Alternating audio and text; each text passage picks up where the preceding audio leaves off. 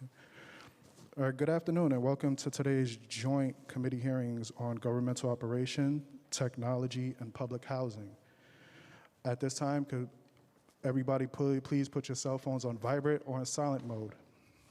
If you wish to testify, you have to fill out this testimony slip in the front dais in the Sergeant-at-Arms desk. If you're online and you want to submit testimony, you may do so at testimony@council.nyc.gov. Again, that is testimony@council.nyc.gov. Thank you, Chair. You may begin.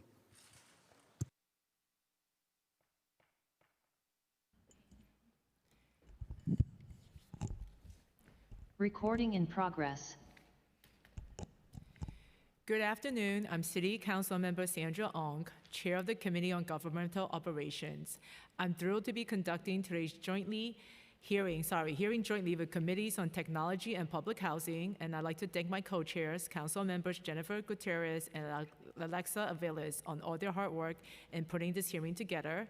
I would also like to recognize my colleagues who have joined us today, Council Member Shulman, Menon, Kagan, Palladino, Hanif, Abreu, De La Rosa. At today's hearing, the committees will review the work of the 311 Customer Service Center in providing critical government services and information to New York City residents, businesses, and visitors. In addition, the committees will examine some of the unique challenges that certain communities have faced in accessing the 311 system. I know Chair Aviles will be speaking about some of the obstacles that NYCHA residents have encountered when lodging housing complaints via 311 and NYCHA's own customer contact center. I share your concerns and I look forward to exploring this issue in greater detail today. Having said that, I'd like to focus my comments on the issue that's been very important to me for a very long time: the challenges faced by limited English proficient community in accessing government service information, including through 311. As we all know, New York City is a city of immigrants. It's also one of the most linguistically diverse cities in the world. New Yorkers speak over 200 different languages, and nearly half of the city residents speak a language other than English at home. Roughly 25% or 1.8 million New Yorkers are considered limited English proficient. To its credit, 311 call centers offers interpretation services in over 175 different languages and dialects. Unfortunately, callers seeking to utilize these services frequently encounter obstacles and delays that prevent them from accessing the information and resource they need. In an ideal world, a caller would dial 311, select their preferred language, and then immediately be connected to an interpreter who can converse in that language selected. In practice, however, callers who do not speak English often have to request translation services assistance from an English-speaking operator. Then the caller has to wait, often for an extended period of time, before being connected to an interpreter. In some cases, when an interpreter finally picks up, they don't speak the correct language, leading to further confusion and delay. In other cases, the caller doesn't realize they're waiting for an interpreter and hangs up before they can be connected to someone who can help them. Understand that a city as linguistically diverse as New York, operating a 311 call center represents an immense logistical challenge. And I know our partners at 311 are committed to improving language access. But I also want to be very clear: limited English proficient New Yorkers should not receive second-rate service simply because they speak another language. Their needs are no less important, and they deserve the same level of access to government services and information as their English-speaking neighbors. I'm happy to say two of the bills being heard by the Committee on Technology today are bills I introduced in order to improve the translation services offered by 311. The first bill is introduction number 206, which will require 311 to report on a monthly basis the amount of time it takes for a caller to be connected to an interpreter.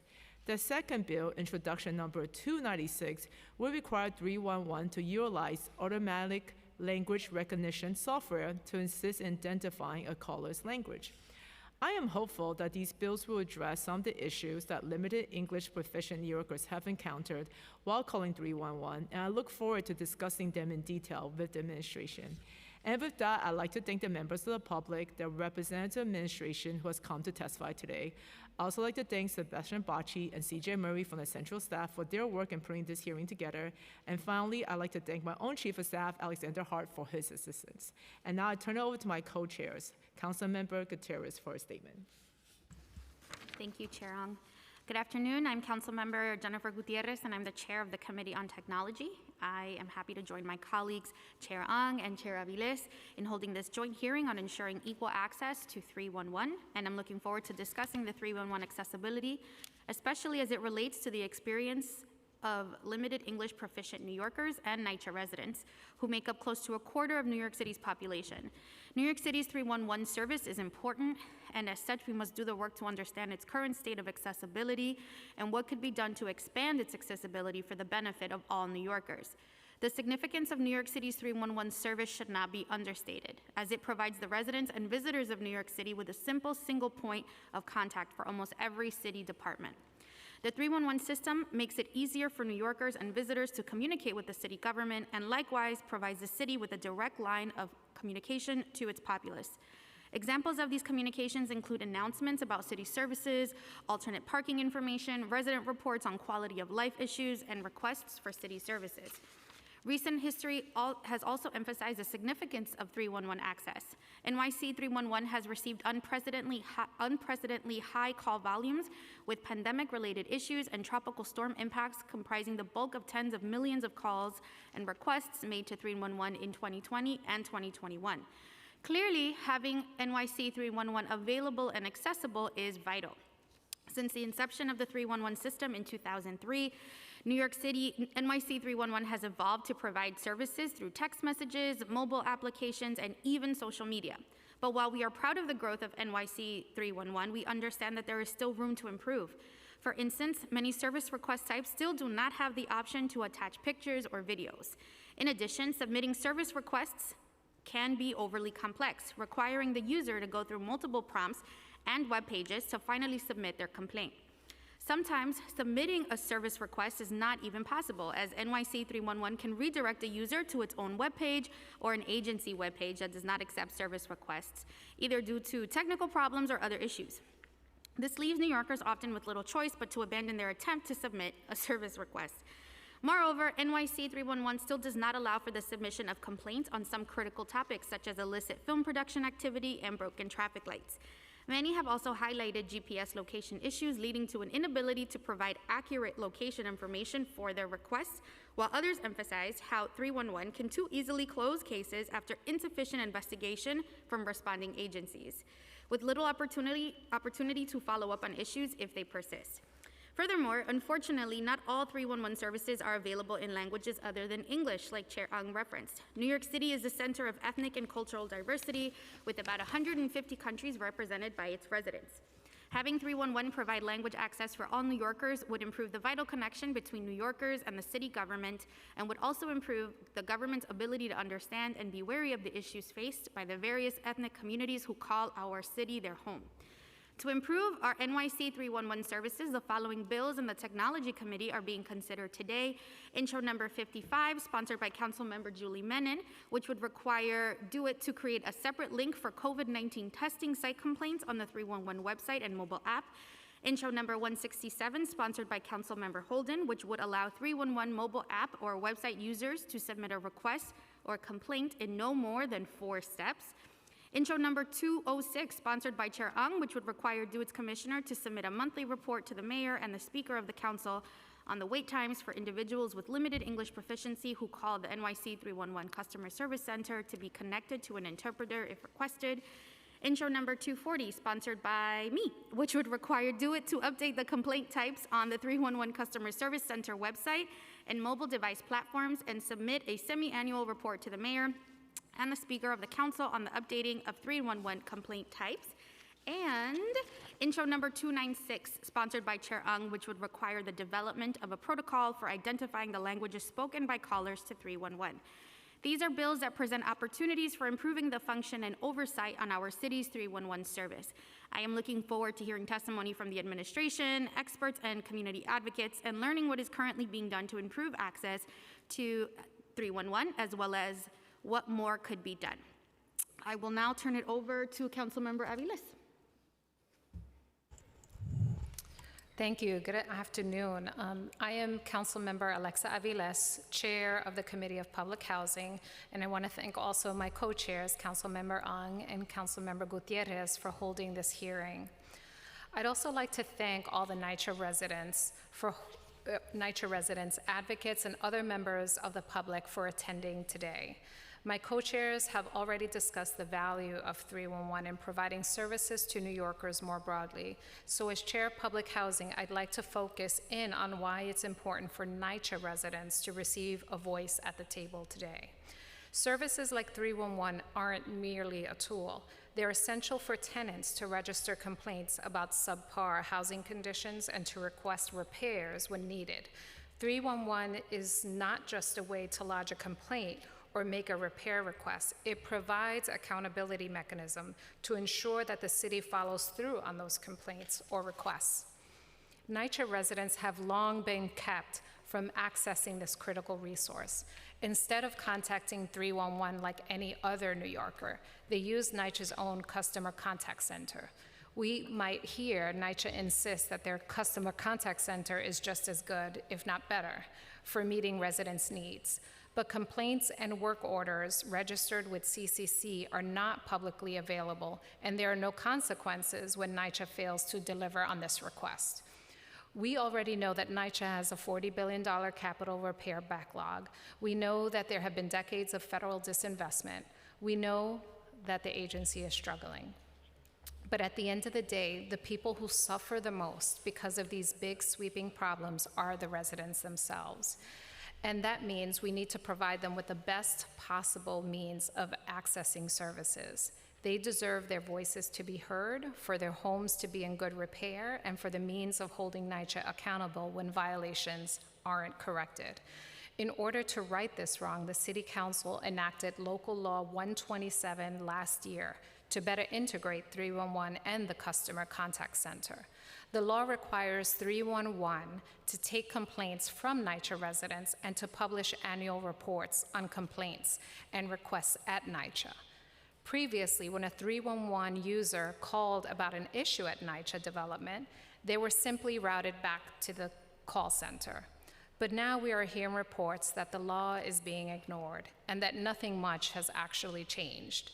Again, I must underscore, NYCHA residents are New York City residents. They deserve, and quite frankly, pay for all the goods and services that the New York City government is compelled to provide. They do not need to be isolated, set apart, or treated as second-class citizens. They should have top-notch, quality, responsive public services from all New York City agencies, including HPD, including 311, and every agency in our city government. And that's not the only problem with NYCHA and 311. We've also learned that RAD and PAC tenants are in a uniquely difficult situation. When they call 311, they're told their buildings are not registered. So it's the same old cycle, and they're punted back to the call center. When they call the call center, they say they are no longer they're no longer part of NYCHA. It is an awful cycle. So when they call the call center, as I mentioned, they're told now they're under private management. So which is it? What recourse do the tenants have? Do these tenants, what does the administration need to do to fix this, to make sure they have clear lines of guidance? The committee recognizes that integrating these services is not a fix to all, obviously, of NYCHA's problems, or that it will magically resolve the backlog of the 600,000 plus outstanding work orders. But at a bare minimum, we need to ensure that NYCHA residents have a way to track what's going on with their work orders, the same as any other resident in New York City. Today, the committee expects to hear from the administration about why NYCHA residents still do not have the same access that every other New Yorker does, and why we as a city council, and what we as a city council can do to strengthen the law's requirements. I'd also like to briefly touch on resolution number 68, sponsored by Councilmember Kagan. This resolution calls on New York State Legislature and HUD to make serious action to improve accountability over NYCHA by auditing how NYCHA responds to residents' complaints and requests. If NYCHA is closing work order tickets without doing the work, we should know.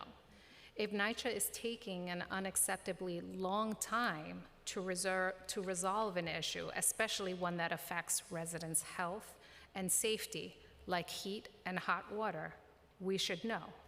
If NYCHA isn't providing residents a way to track the work orders, we should know. That's what this bill is about. It is about accountability.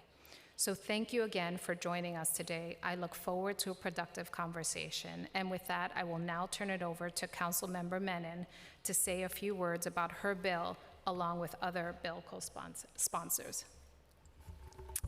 Thank you so much. I really want to thank Chair Aviles, Chair Gutierrez, and Chair Ung for today's incredibly important hearing. Even today, the New York City Department of Health and Mental Hygiene classifies the COVID-19 pandemic as a medium alert level in the city of New York. While New Yorkers can obviously now test at home, they can also visit testing sites, both public and private, across the city. Unfortunately, my office has heard from many constituents that there is no standardized process for 311 to assist with testing site complaints. Intro number 55 would have the Department of Information Technology and Telecommunications create a category when contacting 311 for tracking and referring all COVID-19 testing site complaints. During the height of the Omicron variant wave, testing sites that promised results in 1 to 2 days literally returned results in 10 days or later, if at all. Other constituents who contacted my office felt uncomfortable with invasive questions about their personal information, believing that these testing sites were a scam. When New Yorkers call 311 today to complain about a COVID testing site, 311 is not taking the complaint and instead is referring callers' complaints to the Department of Health and Mental Hygiene, the New York State Department of Health, or the private organization behind the testing site. This is not accountability. New Yorkers deserve clear answers when calling about testing sites. This legislation would make an accountable and transparent system for New Yorkers.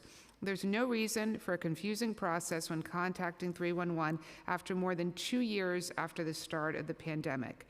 New York City's 311 must track complaints of specific COVID-19 testing locations within the city so that we can take action and stop bad actors. After this legislation was introduced, the Department of Consumer and Worker Protection did create, at my request, an intake website for reporting COVID testing sites that misrepresent turnaround times. This is a great step forward in protecting New Yorkers, but there is much more accountability that has to occur. I thank the chairs for allowing me to speak, and I look forward to today's hearing. Thank you.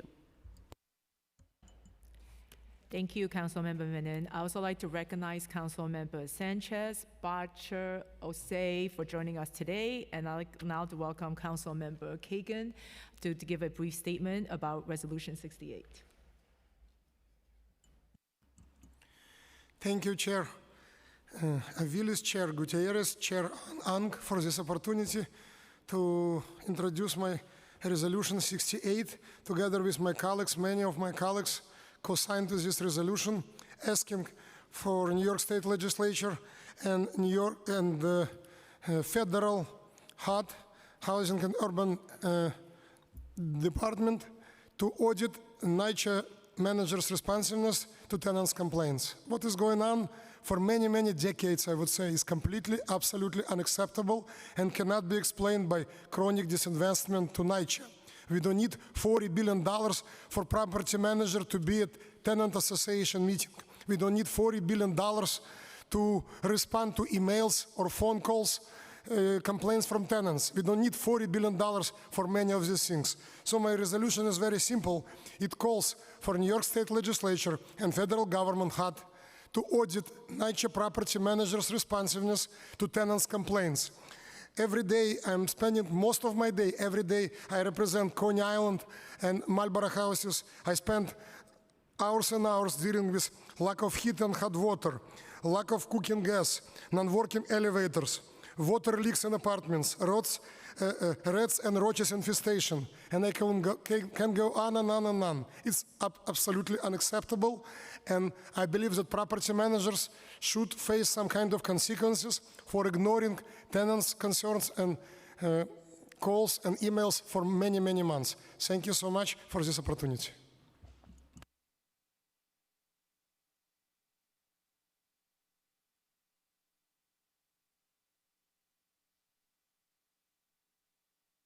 Oh, perfect.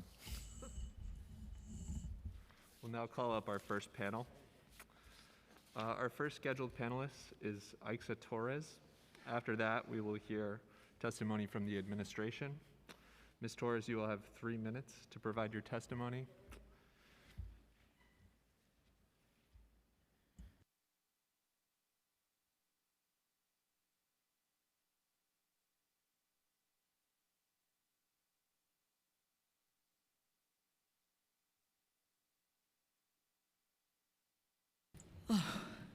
Good afternoon. I was in a meeting with the TA presidents from NYCHA, from Manhattan South and North, and with the borough president. And so I thank you for allowing me to speak. We're going to talk about the call center. We're going to talk about 311. And we're also going to talk about the blatant discrimination when it comes to residents in public housing, when they call 311, when NYCHA has not responded to the needs of the residents in terms of repairs or things that need to be done. Before I came on the call, I spoke to my attorney, and we were talking about, because we had an issue in Alfred E. Smith, and we were doing a 311 complaint about our health issues. As I speak to you today, the health issues with the air quality in Alfred E. Smith are becoming dire. And so we were then sent right back to NYCHA, put through a loop on the 718. The call center has been the worst thing that has ever happened to the residents in public housing.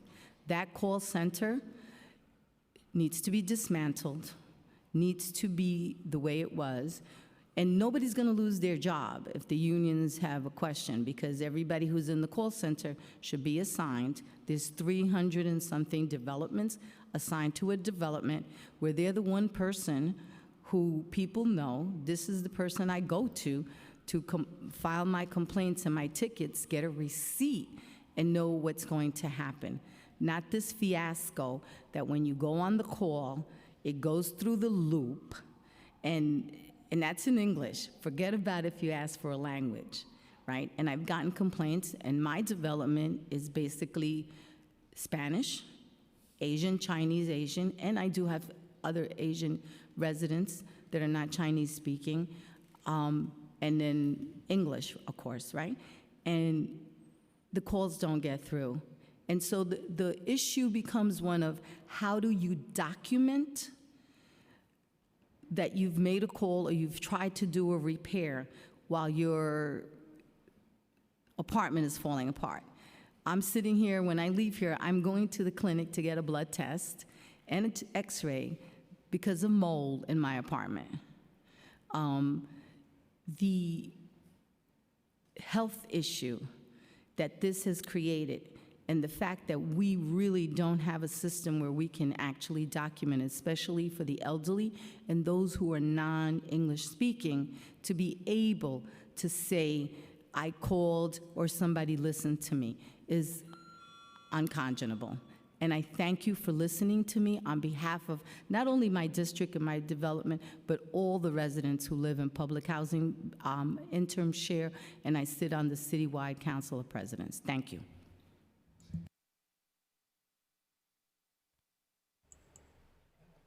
Thank you so much, Ms. Torres. I think we can go into. Thank you. And now I'd like to welcome Council Member Robert Holden, sponsor of introduction number 167, to give a statement of his bill. Thank you, Chair, for providing us the opportunity today to discuss my bill, Intro 167, which would allow 311 mobile application or website users to submit a request or complaint with no more than 4 steps. I am a big proponent of 311, so are my constituents.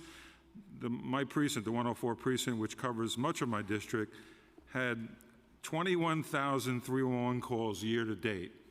So that's second in the city, the highest number of calls in any precinct, like I mentioned, in the city. I use 311 daily, so I know the frustration my constituents go through when the process to use 311 drags out unnecessarily. We need the user experience to be easy and efficient. What is the problem? We identify the problem, where is the problem located, and you answer it. New Yorkers are always on the move. If the app or web page has too many questions for a simple complaint, or the user comes away with a feeling of frustration, there's a good chance that that New Yorker is never going to use 311 service again, and they get frustrated. So when 311 is at its best, the service promotes civic engagement and shows New Yorkers that city agencies care about their concerns. There is also a gratifying feeling to the process. You see the problem, you report it, and the city takes action to fix that problem. So we should not underestimate the sense of community and responsibilities New Yorkers feel when they see the system working. The last council passed my bill that improved the accuracy of 311's map. I am looking forward to working with colleagues to also pass Intro 167, which would mandate that DO-IT, 311, and all city agencies who are part of the 311 system take a long, hard look at 311 intakes and determine how they can simplify the process, making it no more than 4 steps to the end user. I look forward to hearing the testimony today and thank Chair Gutierrez and the rest of the chairs and the staff of the Technology Committee, especially Council Irene Bahovsky to my right, and my staff for drafting this legislation. Thank you, Chairs. Thank you, Council Member. I'd now like to call up the representatives from the administration to provide their testimony.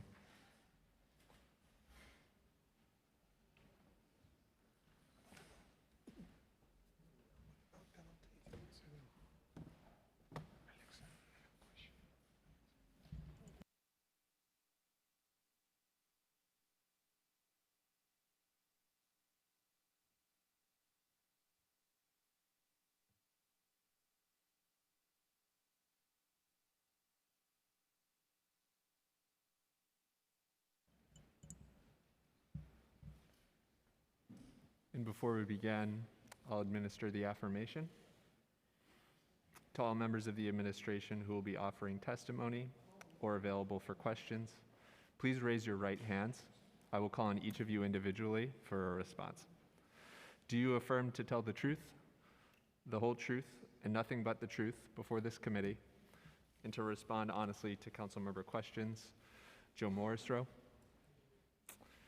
Ava Trimble, Tony Wooden. Thank you. You may begin your testimony.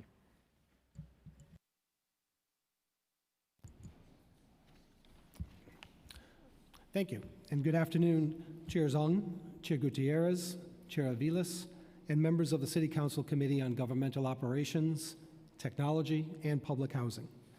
My name is Joe Morrisroe, and I am Deputy Commissioner and Executive Director of New York City 311 under the Office of Technology and Innovation, also known as OTI. Thank you for the opportunity to testify today on 311 operations, language access, and the legislation before the committees. Here with me today is Eva Trimble, Executive Vice President for Strategy and Innovation at the New York City Housing Authority, and Tony Wooden, ASL Direct Program Supervisor at the Mayor's Office of People with Disabilities. It has been my honor to serve as the Executive Director of 311 since 2008 and to represent the wonderful and diverse team of people that make up the customer service front line of city government. 311 reports directly to OTI, an alignment that underscores the importance of this operation and its critical service to the city.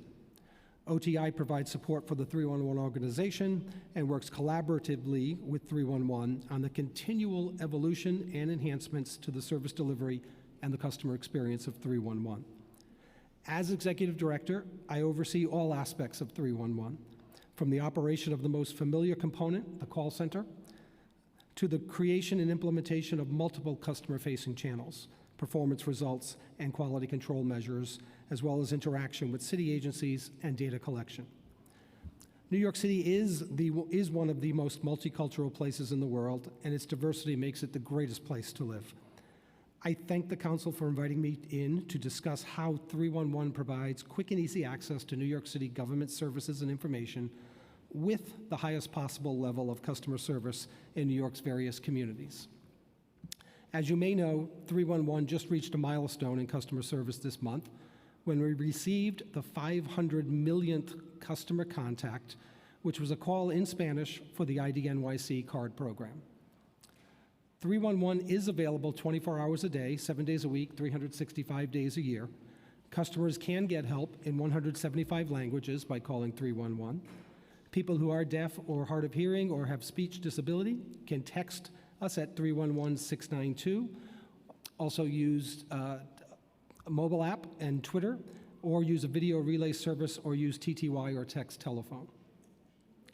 The 311 process relies on systems supported by OTI and partnerships with city agencies to ensure a customer has access to information, assistance, and services through a variety of channels, including the call center, 311 online, text, mobile app, and social media. To understand 311 operation and customer experience, it is helpful to understand the flow of 311 service delivery, from customer inquiries and requests to the answers provided and actions taken, and the confirmation provided. With few exceptions, public interactions with 311 result in one of the following outcomes. First, it's an information request. As an example, when is my recycling pickup day? Second is a referral to an external entity. An example is a transfer to the MTA for services that they handle. And third is a service request, sometimes known as a complaint. An example is submitting a ticket. Since 311's launch in March 2003, it has received over 345 million calls and an additional 155 million customer contacts in our digital channels. Originally launched as a call center, New York City 311 has evolved into the most comprehensive municipal government customer service platform in the nation. 311 received 40 million customer contacts in 2021 and has been a vital source for New Yorkers throughout the pandemic. On an average day, 311 interacts with over 100,000 constituents, and for an average month, 311 receives 1.6 million calls, 1.4 million online visits to the companion 311 online website, 187,000 mobile app touches, 30,000 text messages, and serves 2,300 customers on social media, in addition to publishing city programs, information, and services to our 433,000 social media followers.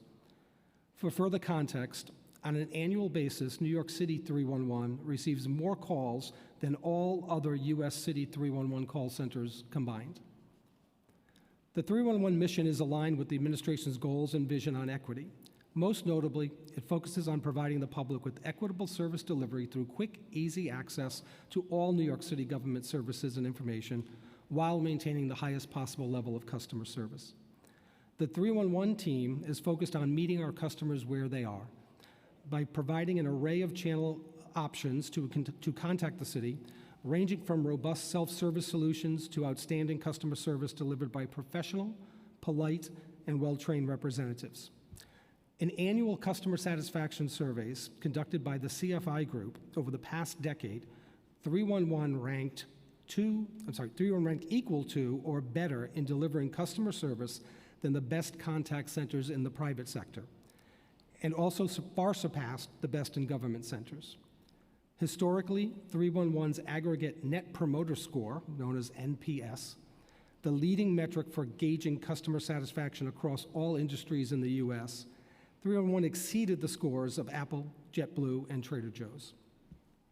This outstanding performance reflects the dedication and commitment of the customer service professionals who work at 311 and proudly serve their fellow New Yorkers.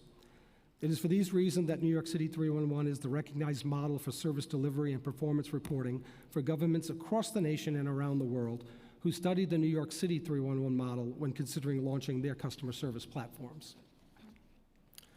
On language access, Local Law 30 requires covered agencies to appoint language access coordinators, translate communally distributed documents into 10 designated languages, provide telephonic interpretation in at least 100 languages, and develop a language access implementation plan, among other requirements.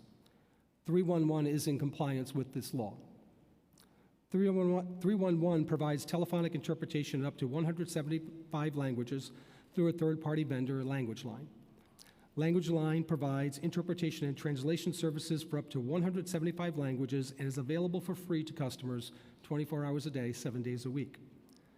311 also provides additional options for customers who speak a language other than English or may be limited English proficient. For the phone channel, a customer can access announcements and messages in the language integrated voice response system. Spanish speakers can utilize the natural language understanding application to receive information and answers to frequently asked questions without having to wait to speak with an agent. Spanish speakers may also receive assistance from a 311 customer service representative who speaks Spanish. Annually, 311 services approximately 1 million calls in languages other than English and has provided service in 92 non-English languages in 2021. We understand that serving such a diverse customer base comes with challenges and that there is more work to be done. To address this, 311 has partnered with the Mayor's Office of Immigrant Affairs to review 311 and engages with customers with limited English proficiency. We have already made improvements to customer experience handling as a result.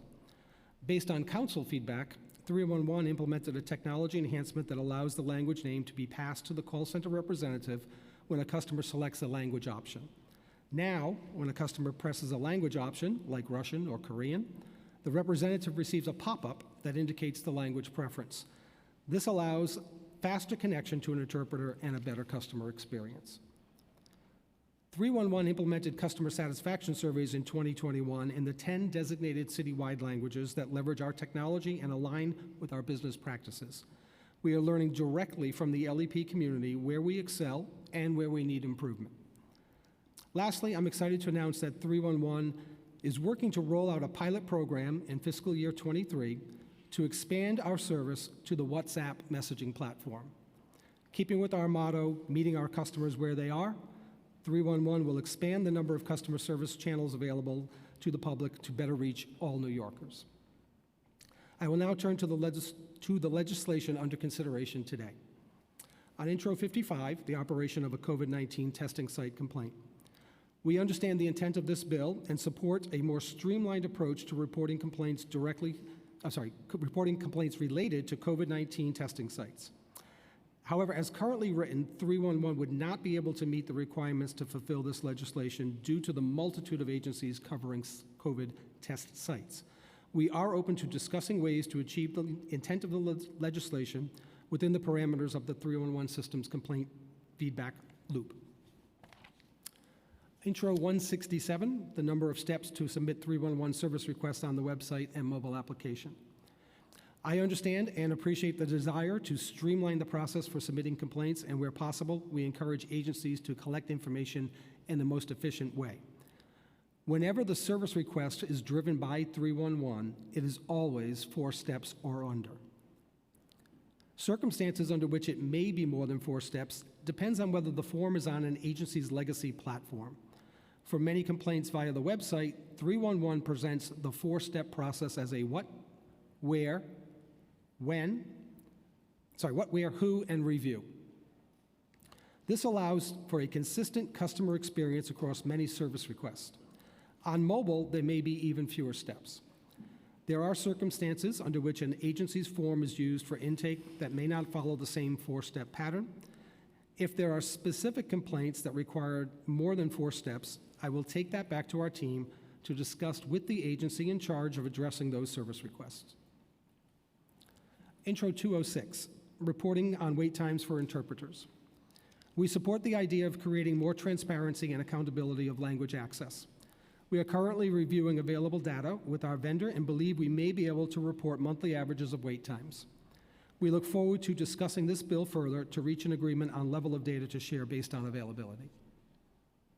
Intro 240, requiring 311 to update complaint types available by the effective date of a new local law that involves service requests. Having 311 monitoring all citywide legislation, is not a core competency of 311. 311 does not create service requests unilaterally. We work hand in hand with agencies on new service requests to make sure they sync up with the agency, its technology, and with their internal workflows. 311 relies on agencies to review legislation impacting them and define how to meet the requirements of the law. When an agency decides they will accept complaints through the 311 system, they contact 311 and OTI to create, test, and deploy the complaint form with the objective of meeting the law's required implementation date. And finally, on Intro 296, requiring 311 to develop a protocol for identifying the language spoken by a customer to 311 using automated language recognition software. We embrace the spirit of this bill and understand the eagerness to employ artificial intelligence to enhance 311 customer service. However, as written, the legislation requires the use of automated language recognition software that, to our knowledge, is not yet available. We will continue to monitor new technologies as they become commercially accessible. If council members have any suggestions, we are eager to learn more about technologies that could help us improve current customer service operations.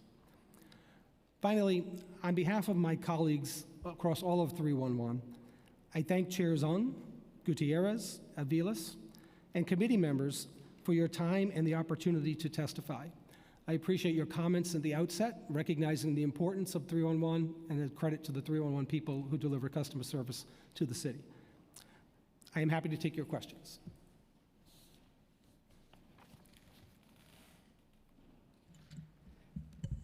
Thank you for joining us today. I do have a couple questions. The first one I have is, how many call center operators does 311 currently employ or has under contract? So we have a total 301 organization staff of 386. The call center staff, frontline agents and call center supervisors, it's a little bit over 300. Great. And how many of them are able to assist callers in Spanish? All of them are able to assist callers in Spanish by using Language Line, our translation vendor. How about are they able to assist without using the Language Line? I don't have a precise number. I don't know what the percent of that would be. Great. It'd be great if you get back to us on that. I sure will. Yes. Beyond Spanish, actually. So basically, I'm asking how many of the operators can speak other languages other than English? I got you. So operators can speak English or English and Spanish. None of the operators speak a language other than English and Spanish. Okay, so there's no other, so the operators either are bilingual English and Spanish and none other languages? That is correct. Thank you. And currently, does 311 have the technological abilities to track the time it takes for a caller to be connected to an interpreter? Yes, we do. We do that in partnership with our vendor, Language Line. And how do you track this information?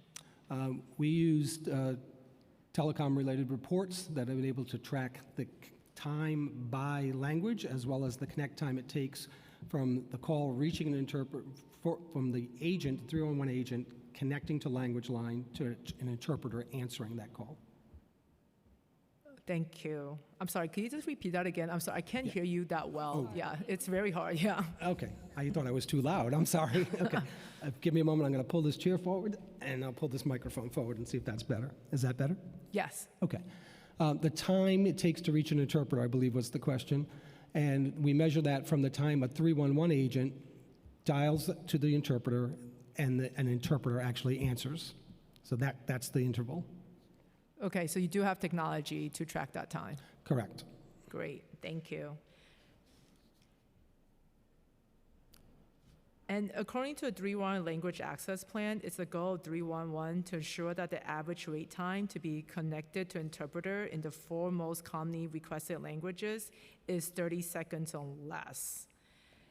What are the concrete steps that 311 has taken to ensure that this goal is met? Has this goal been met? Actually, I'm just going to ask this, yeah. I appreciate both of those questions. So I'm pleased to say yes, has this goal been met? It has been met and exceeded. And I'll speak to how that works. So I appreciate that opportunity. For the top languages, it is 30 seconds or less. We work closely with our vendor, LanguageLine. I'll take a moment to share what that looks like from a provider standpoint. LanguageLine is the largest interpretation and translation services vendor in the United States and ranks in the world, with literally thousands of clients and, more importantly, tens of thousands of employees, which gives them a tremendous economy of scale that the city gets to leverage. So we have a very good relationship. We've been working with them for many years. We benefit from the fact that they compete in the open marketplace, and they have research and development that the city wouldn't necessarily have. They have customer experience knowledge that the city wouldn't necessarily have. So by partnering with them, we've learned, the best way to position how to talk to a customer when you're going to bring an interpreter on, how to interact with the customer in those situations. And we have a contract and a process that allows us to give them feedback. So we constantly monitor their performance, as well as their qualitative as well as their quantitative performance. We do that by measuring wait times, as you mentioned. We also do that through our own internal process of quality assurance and something we call CX, customer experience, where we listen to those calls and gauge how well things worked for the customer, for the agent, and for the interpreter. I'll close that by going back to your original question with, are we doing less than 30 seconds in the top languages? For year-to-date 2022, those top languages average less than 10 seconds to be answered by the interpretation vendor. So let's get a little bit more into how this works. So when someone dials 311 and selects one of the non-6 English language options, when is a translator already online by the time the caller is connected with the interpreter? I'm sorry, I didn't catch the question. So when a caller calls, and I know there's a top 6 languages where they say it in that own language, if you need assistance, you could hit 5 in, I'll just say Mandarin. So when you hit that 5, what happens after that? Okay, thank you for the clarification. For those languages that have that greeting, there's a few things I think I should call out that are notable. Similar to English language customers and Spanish language customers, that greeting presents something that is probably the most sought after and desired piece of information that 311 provides on a daily basis, and that is alternate site parking status. It is by far the highest number, the reason most people call 311. So that information in all languages is presented right up front in that automated system, which is an interaction that customers prefer. It's quick, it's easy, it's a binary, it's in effect or it's not in effect. That language menu will then also give them additional information or options. And most importantly, it closes by saying, you will be connected to an English-speaking operator. Please remain on the line. They will bring on a translator, or I think it says interpreter, excuse me. So that's a way to set the customer's expectation. At that point, the customer will land with an English-speaking agent. If they pressed one of those options, the agent knows which language the customer has selected. And as I mentioned in my testimony, credit to City Council for calling that out a couple of years ago and working with us to add that as an enhancement so the agent actually knows that. The agent then has an automatic connection to LanguageLine. They literally click a link, click an icon, I should say, and they select that language so it speeds up the process with LanguageLine. LanguageLine then has within 30 seconds to answer that call, and as I mentioned, they exceed that objective in those top languages. Thank you. So you're saying when that agent who speaks English picks up that non-English call, that wait time to a LanguageLine provider would be less than, you said? The goal is less than 30 seconds. Right. The performance so far this year is less than 10 seconds for those top 4 languages. Okay. And how about when it's not those top languages that's on the 311 line? In total, for all languages handled by LanguageLine this year, through a report through the month of May, I know we're at the end of June, but through the month of May, the average was 10 seconds. Even for those? Total average. Okay. All languages, total averages. Okay. Is there a way to track what's the wait time for different types of languages? Right now, we can track it for, I believe, 5 or 6 specific languages, and then a roll-up category of all other languages. And then within that, we see the total wait time, but we don't see the breakdown of the individual languages. There can often be, 1 or 2 calls per language in that all other category. Okay, and there's one last question on this. I do notice this step where, when someone picks a language that's not English, that it's the English agent who's going to come back on that line. Is there a way, just technology-wise, that if you already pick like number 5, which is the one for Mandarin, that it goes straight to a person who can speak that language?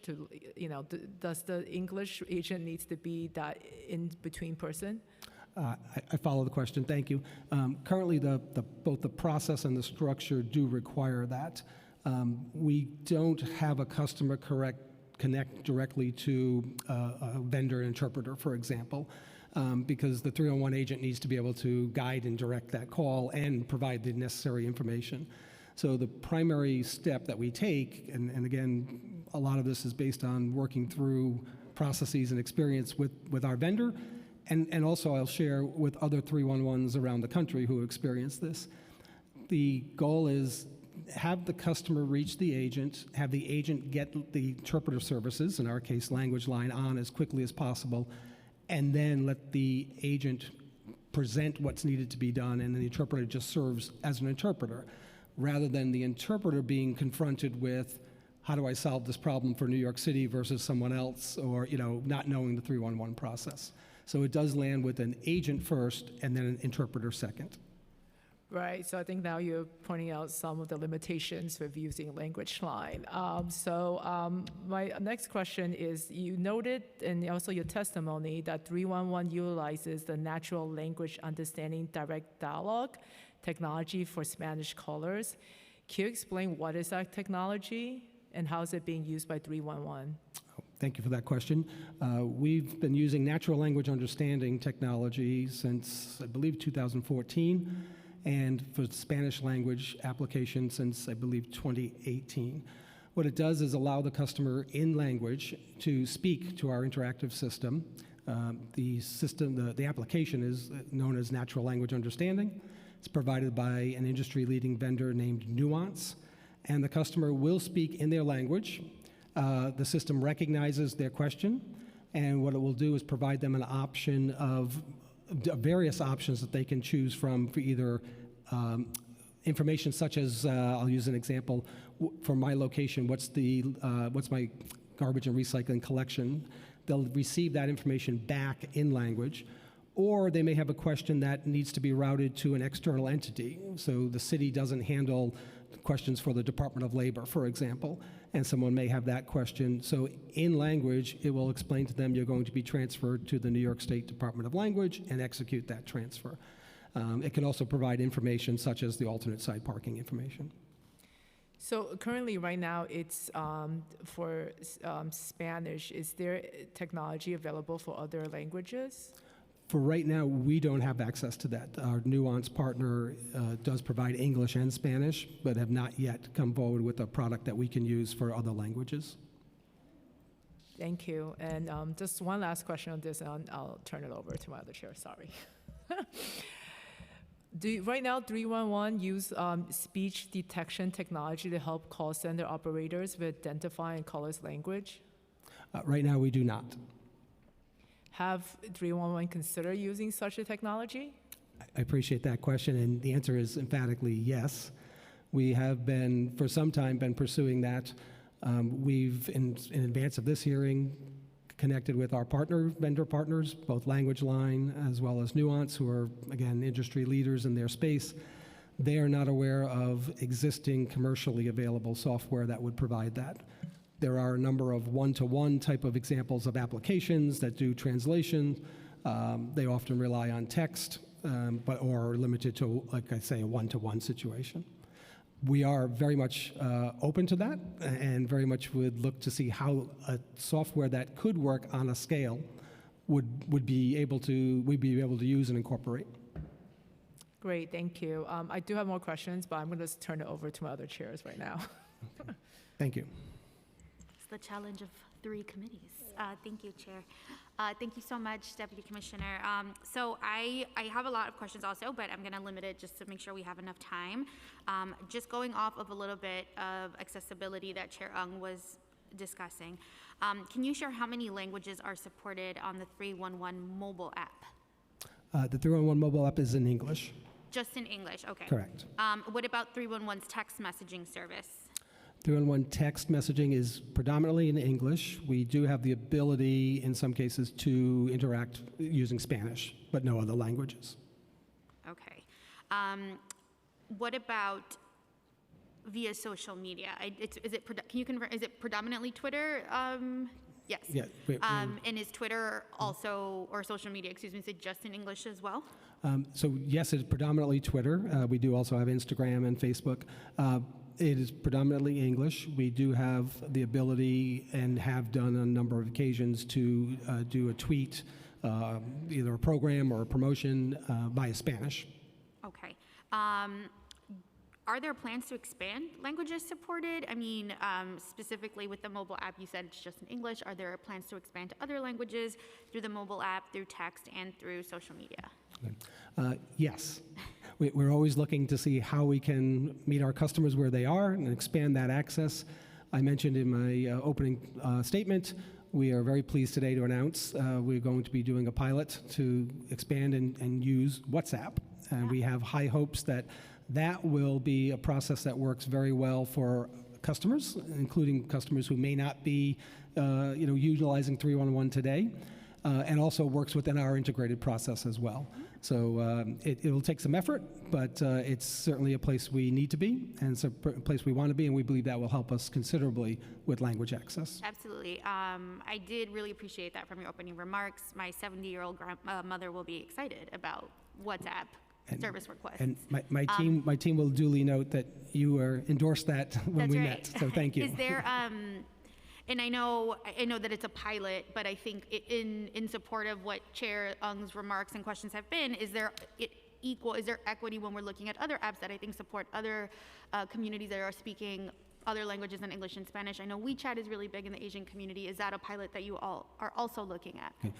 We've definitely reviewed other apps, WeChat, as you WeGo, I think I said it right. I'm not the litmus. I know that there are other applications. But there are other apps, and again, whether it's for automated speech recognition or a version of, I'll just use text very generically, we have run the gamut of looking at different options. We've had a researcher look at options. Our own team have looked at options.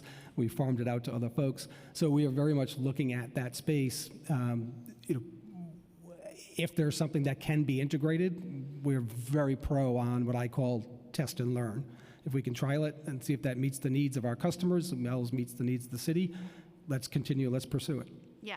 Absolutely. I just, with everything, want to make sure that we're looking at all these pilot programs equitably, so that we're not having to compare what communities are being left out and not. In your testimony, you also mentioned there were 2,300 customers served via social media. Can you explain what the process is for responding to these social media Sure. requests? Yep. Happy to, and we have a social media team that's part of the call center staff that I mentioned earlier. So we do a few things on social media. We do a push and a respond. By push, I mean on a daily basis, we're communicating with the public by putting out program information. It could be alternate side parking status. It can be a new program from the Department of Health. It can be an update on a garbage and recycling schedule. So a variety, everything 311 handles, we could provide that on a push notification. That has worked very well since we've been in the Twitter space. A few years ago, I believe 2018, we started to do Q&A, questions and answers on Twitter, where a user would ask a question of the account, the @NYC 311 account, and our agents would field that question. And the response is usually two ways. One is it's a generic enough question that they can respond to the user and other customers would see that response. More often, it's what we call a direct message process, where the user will ask a very specific question. Our agents will acknowledge that, ask them if they would come into the DM, as the phrase goes, and then they can work directly, just our agent and the customer, to exchange information. And this comes in a lot of times when a customer wants to report an infrastructure issue or an outdoor issue, and we just need a piece of information like an address. The customer may not put that when they send the original tweet, but through a quick series of back and forth in the direct message chat, then we're able to get that information, and the 311 agent then submits that for the constituent. Fantastic. So if a customer, if a New Yorker puts in pings 311 through Twitter, a 311 agent has the ability to put that 311 request in for them. Yes, absolutely, including giving them the confirmation number of the service request. Fantastic. So it seems like that pathway is, I think, a little bit more efficient, at least as far as streamlining. It seems like it's a lot quicker response.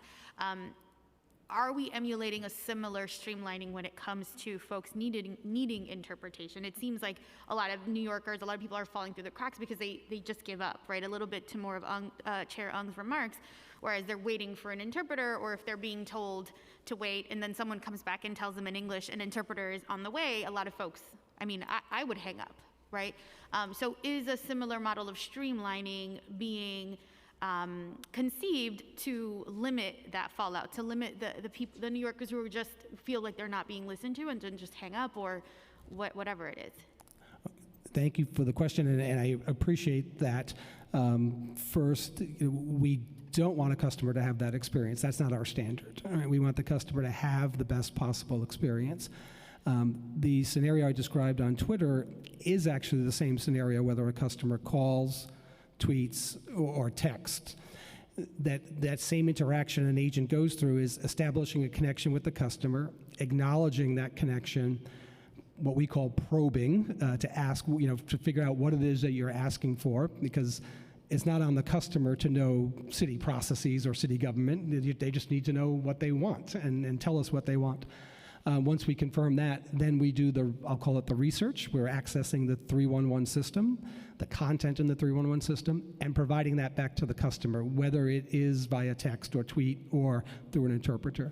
But the process is fairly seamless. I accept and I acknowledge the reference to exceptions where a customer may have landed with an agent, and I believe the scenario, they went back to an English-speaking agent. The flow is, sequential, and that they do not get bounced around. An agent will answer that call, stay on the line with an interpreter, and then continue through the process. If there needs to be a transfer for a reason, yes, that's a secondary. If an agent goes through the experience that was described, that's not the standard, and I would welcome examples of that, so in turn we could drill down and understand what may have gone wrong in the process. Does 311 have the capability to call someone back who, who has been on hold or who is waiting for interpretation, and then the call drops or they hang up? Thank you for the question. I do understand that, and right now we do not have that technical capability. Is that something you think would help streamline the process a little bit? It is something we have looked at in advance of having the technology to do that. I will say from an industry perspective, there are definitely pros to that. Unfortunately, there are cons to that as well for the customer, not for the provider.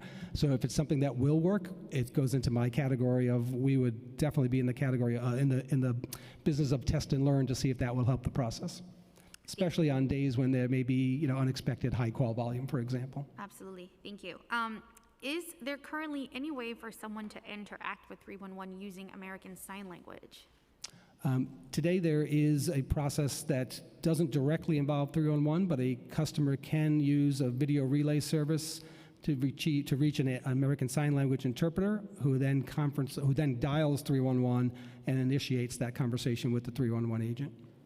So can you just, I know you briefed the process. So someone using American Sign Language can utilize the video relay service call, correct? Yes, that's not provided by 311, but yes, they can utilize a video relay service. And the video relay service can then conference on 311. I understand, okay. All right. Does 311 work with the Mayor's Office of People with Disabilities to promote digital accessibility? Yes, I appreciate that question as well, and I can speak generally, and the prior question will allow me to give a very good example of how that works. But yes, we do partner with the Mayor's Office of People with Disabilities. My colleague Tony here today with the folks at MOPD. We have a 311 employee who works at MOPD as well as part of that partnership. And the reference I made to the video relay service, it was MOPD who several years ago brought to our attention that they were receiving questions from constituents who were concerned that their video relay service approach was not reaching 311. We were able to look at a couple of examples and determine that customers were dialing their video relay service operator, who may have been outside of New York City, and telling them they needed to be connected to 311, and the video relay operator would dial 311 and connect them to Denver 311, as an example.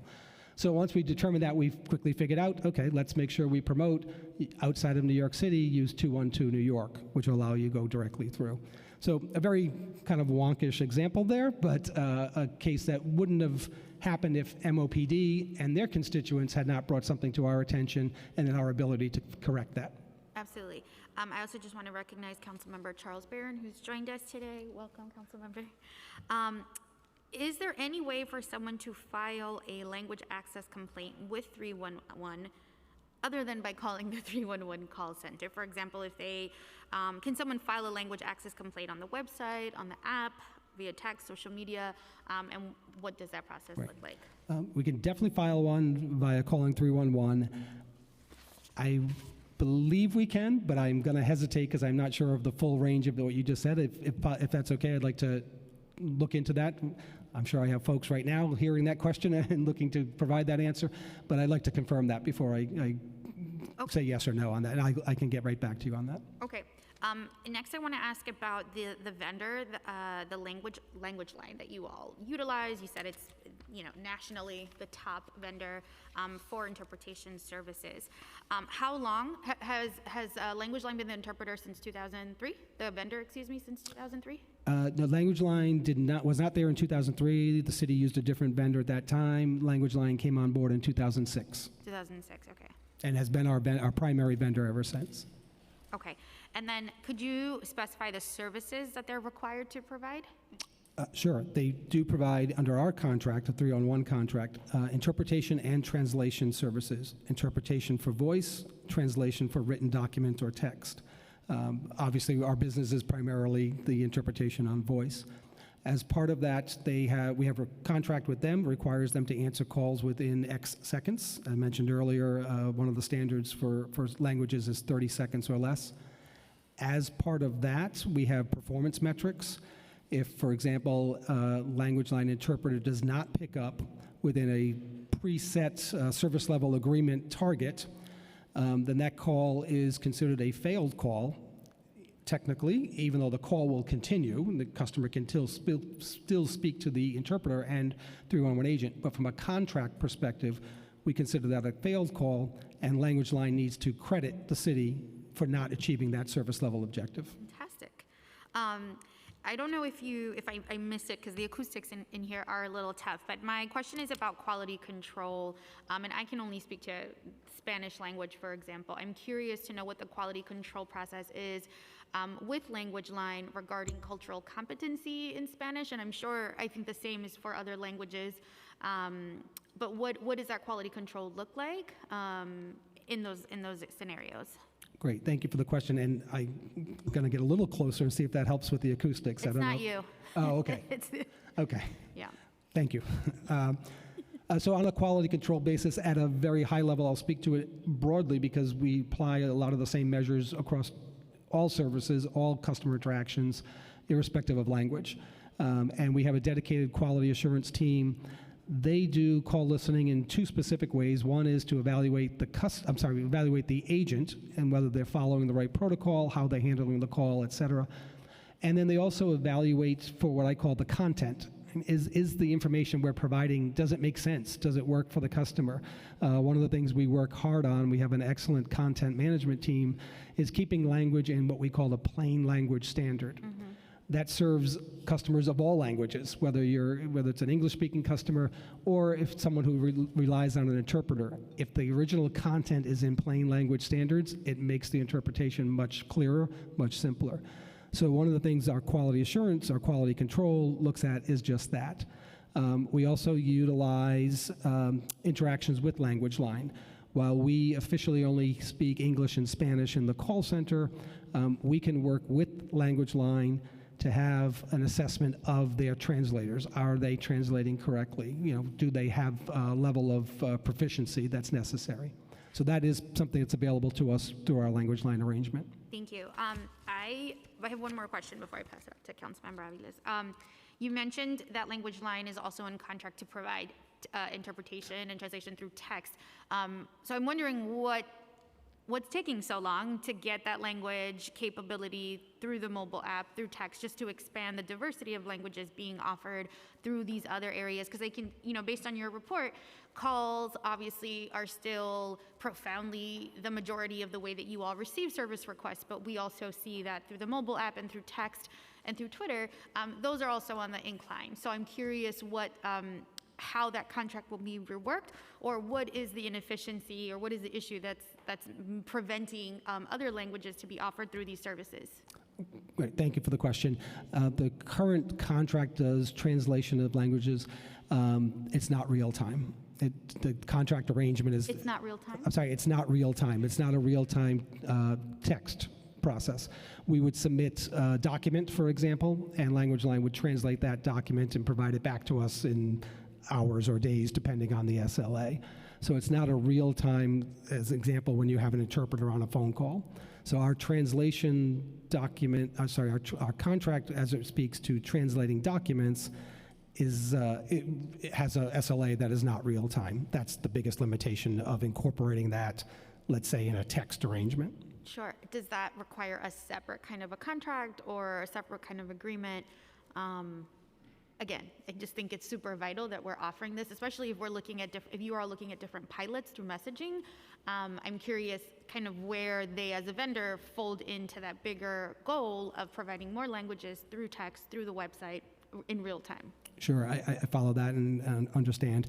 Yeah, it would definitely be a service that we don't currently have through that contract, so it would be a greater scope. We'd have to take a look at that. Thank you. I'll pass it on to Councilmember Aviles. Thank you so much, Deputy Commissioner. Great. Thank you. Thank you so much. Yes, have some water. I'd like to know, one thing I didn't hear in your statement was anything about public housing residents. How does 311 track the scale and scope of public housing resident calls? Sure, thank you for that question, and I can speak to the overall process, and I think that'll answer some of the specific questions. I'll speak at a general level to start. If a customer contacts 311 and looking for what they need, we serve that customer, whatever they described. I mentioned we probe, we try to understand their question, and then we use our knowledge management system so the agent can determine what the next step is. If a customer has a specific complaint about a facility, a property, a building, and that is under the New York City Housing Authority, the 311 protocol is to transfer that customer to the New York City Housing Authority call center. We can provide customers some basic information on New York City Housing Authority policies and programs, but for a complaint or a request, I should say, it's a transfer. The way we track that is through that very process. We can say how many customers contacted us, and in turn, how many of those customers needed something that had to be referred to the New York City Housing Authority.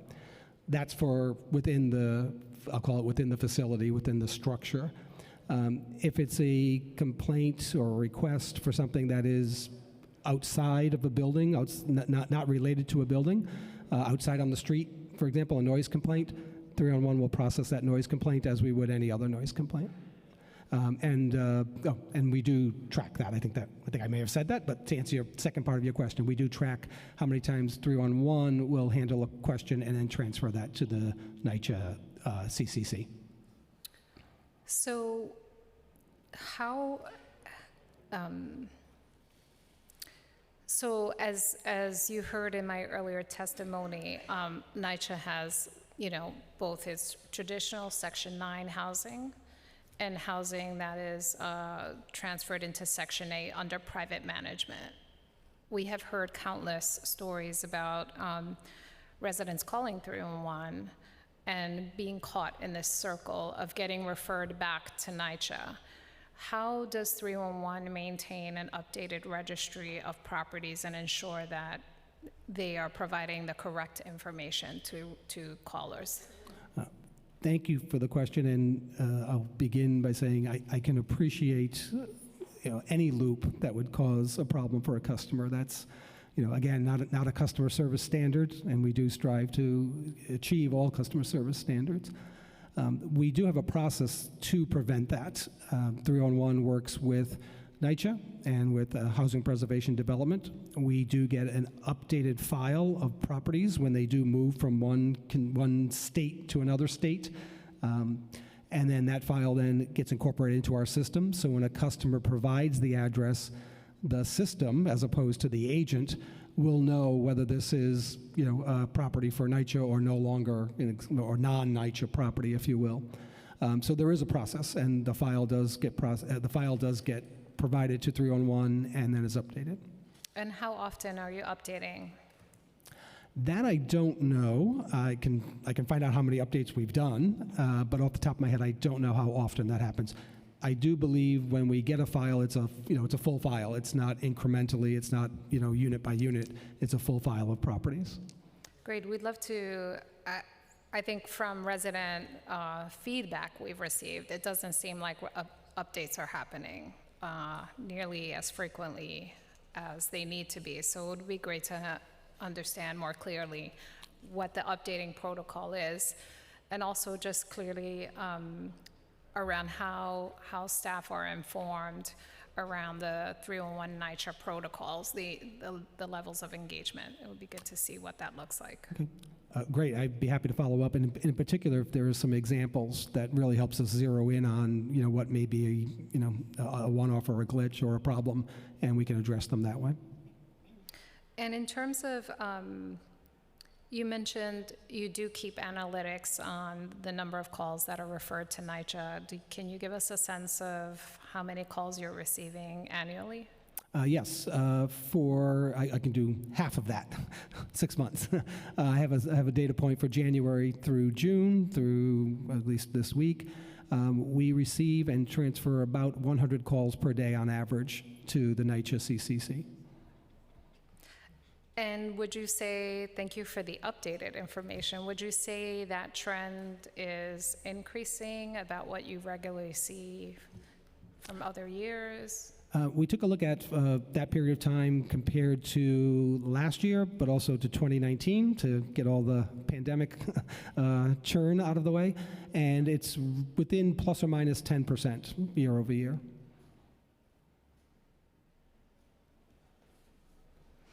Great. The other aspect we've heard many challenges with is when residents are calling around HPD.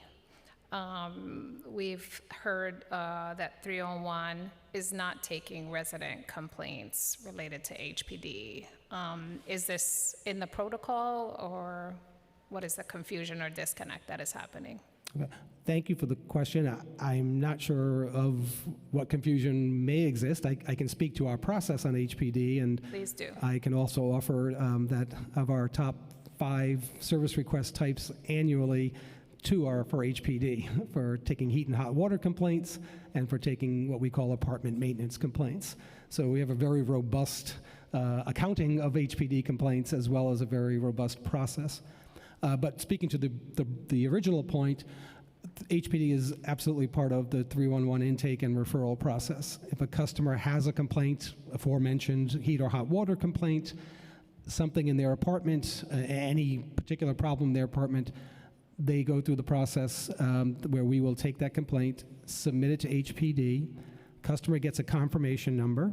The customer, depending on the complaint type, the customer can remain anonymous and make a complaint, for example, for an apartment or an entire building. For a more specific complaint, they provide contact information that is sent over to HPD. We get a confirmation number, we give that to the customer. HPD gets that same confirmation number, and then HPD has a service level agreement, the amount of time they need to close that out. I'm not aware of any barriers or prior examples where we've not been able to submit to HPD.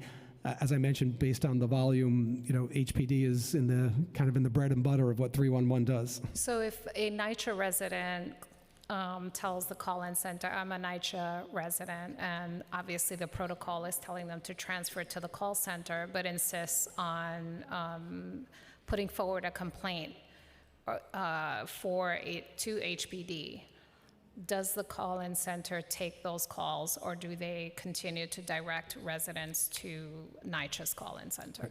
Thank you. I appreciate the distinction there. There's a couple of options there. We can't take a complaint similar to an HPD apartment maintenance complaint if it's not an HPD property, so that would not be a possibility. However, the customer can do what we call an agency complaint. They can voice their opinion, their complaint, their position, and that's an option that every customer would have. So in the case of no heat or hot water, which is an HPD issue, given that they're public housing residents, you would still not take that complaint, you would direct them to NYCHA? If it is a NYCHA property, if the customer expresses it as a NYCHA property, then yes, we would follow the protocol and get it to the agency that is best suited to serve that customer at that point in time. So you don't receive any HPD complaints for NYCHA residents on NYCHA property? I'm processing that. HPD complaints for NYCHA. We may receive questions, but we don't have the ability. You don't process any HPD related complaints made by public housing residents. You redirect them to NYCHA's call-in center. Okay, thank you for the clarification. Yes, we would redirect them.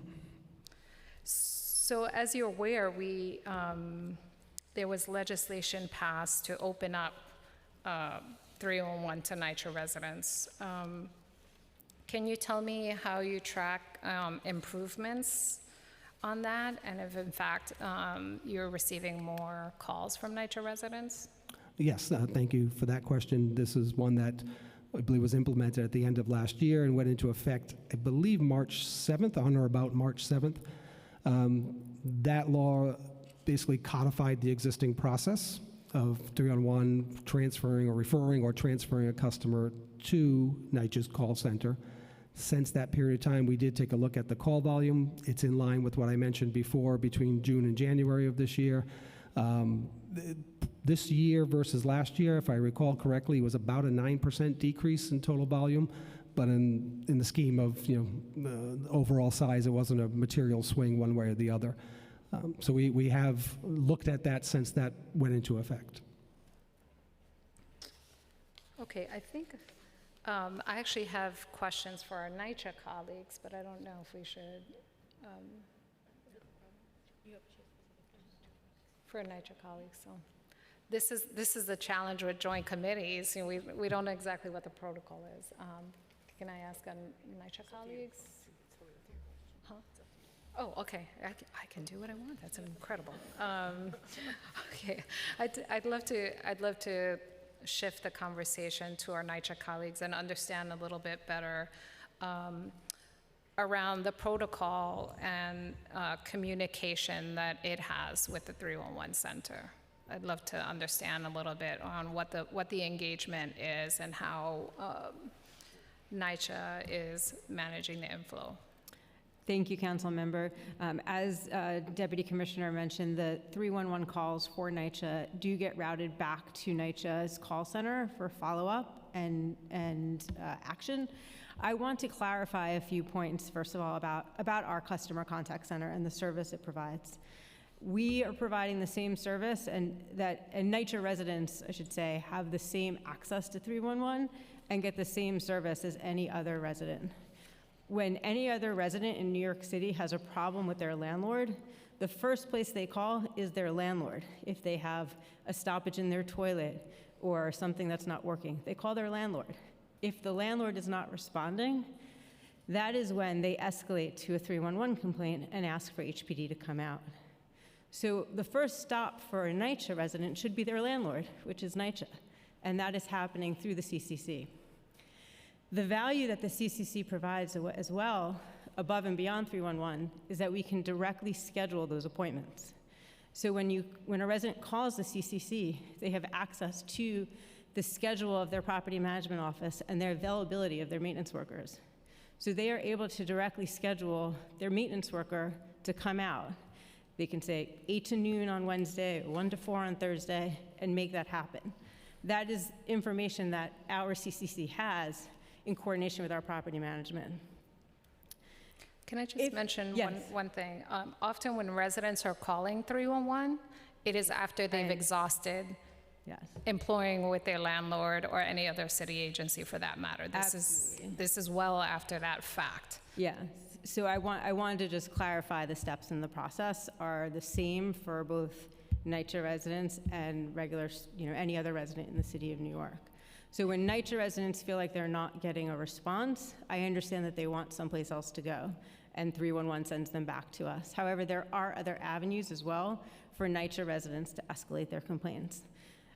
First of all, we have a compliance department that is an internal oversight, and they reach out to the compliance department very often to escalate those complaints of non-action.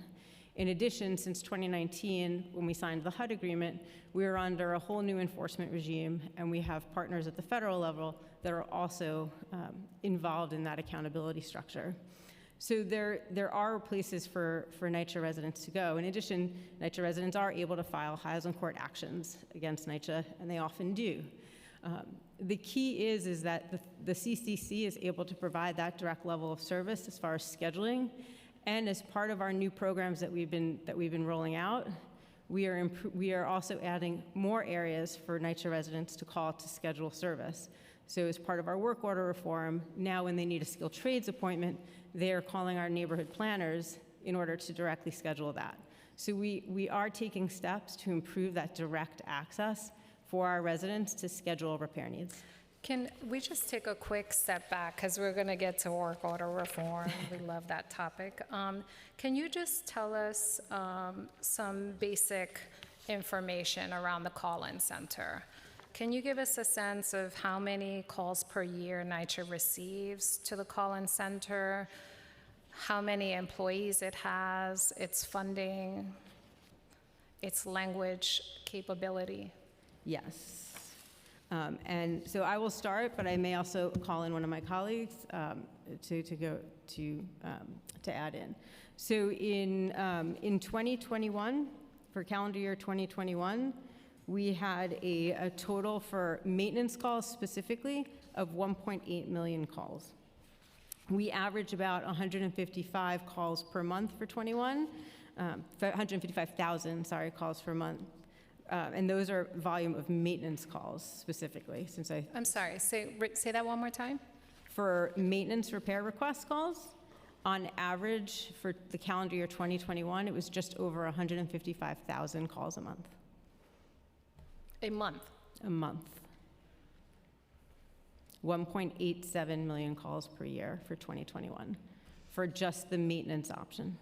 And what is the total calls that the center has received? Do we have the total calls?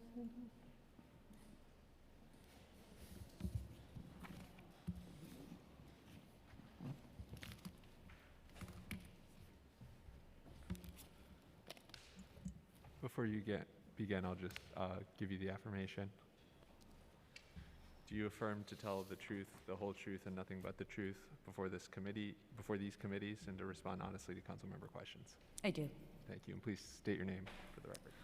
I'm Carrie Jew. I'm the Executive Vice President and Chief Administrative Officer of the New York City Housing Authority. So, and this Customer Contact Center reports to administration.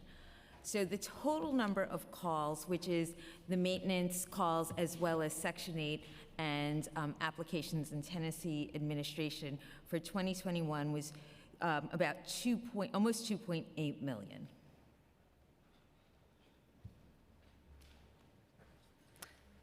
And can you tell us the budget of the call center, the number of staff?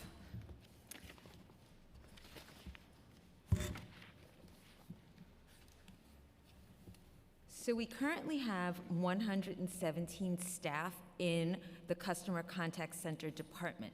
That includes not only the call center, but also our 2 walk-in centers. There's one in the Bronx and one in Brooklyn. There are 76 permanent staff or full-time staff in the call center. This does not account for the temporary employees that we hire in the call center, which we find necessary to adjust with seasonality.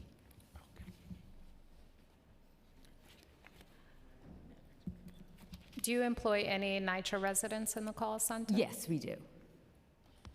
How many residents do you employ? We have about 10% are residents. Again, that's just with the full-time NYCHA employed staff. That does not include the temporary staff. So of the 76 full-time staff members, 10% of that are NYCHA residents? Of the 117 full-time. Of the 117. In the department, correct.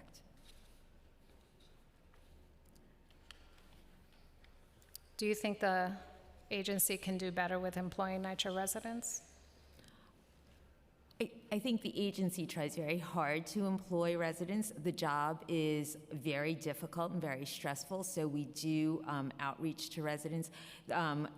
The full-time position, as you know, is civil service competitive, so in order to hire someone into a full-time position, when there's an active civil service list, we have to adhere to that. So we do encourage residents as well as the temporary employees who come to take the civil service exam when offered, and hopefully they pass and are on a place on the list that we can reach them. Do you provide any particular programming to support residents to pathways into employment with the call-in center? Specifically with the call-in center, I'm not aware of any training for that. Got it. In terms of language accessibility, can you describe what that looks like? So we also, we have bilingual Spanish call center representatives who are able to handle calls directly in Spanish and English. We also have a vendor who we use for the other languages that we may need in order to service our residents. Who is the vendor and what's the scale of the contract? The vendor is Language Service Associates. And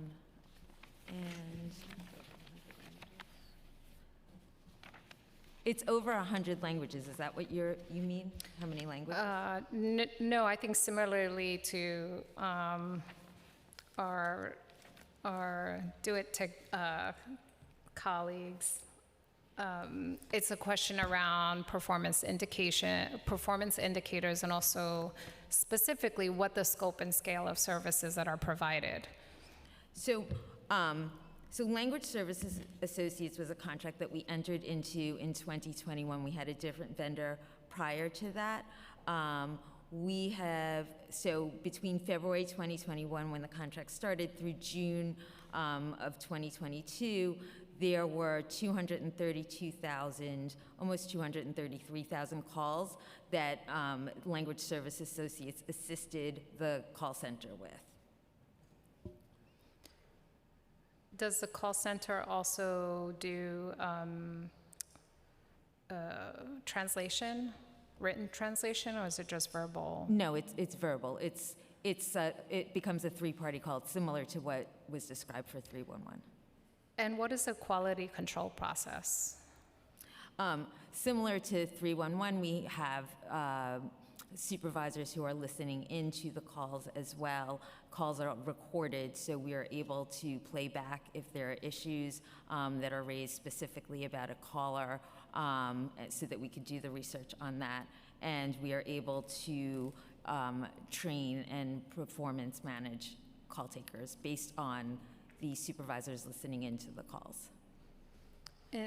I realize I can go on forever, and my colleagues are patiently awaiting for their questions. So I will circle back for questions, but I was curious about what is the call time wait and response mechanisms of the call center? So the call time, you mean the average speed of answer? Yep. Okay, so the average speed of answer in 2022 from January through June has been on the maintenance side about 12 minutes and 1 second. The average handle time has been 5 minutes, 10 seconds.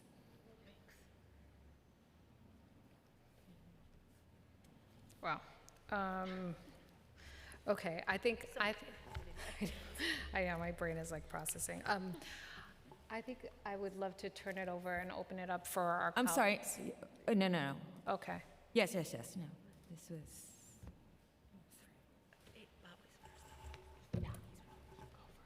Yes.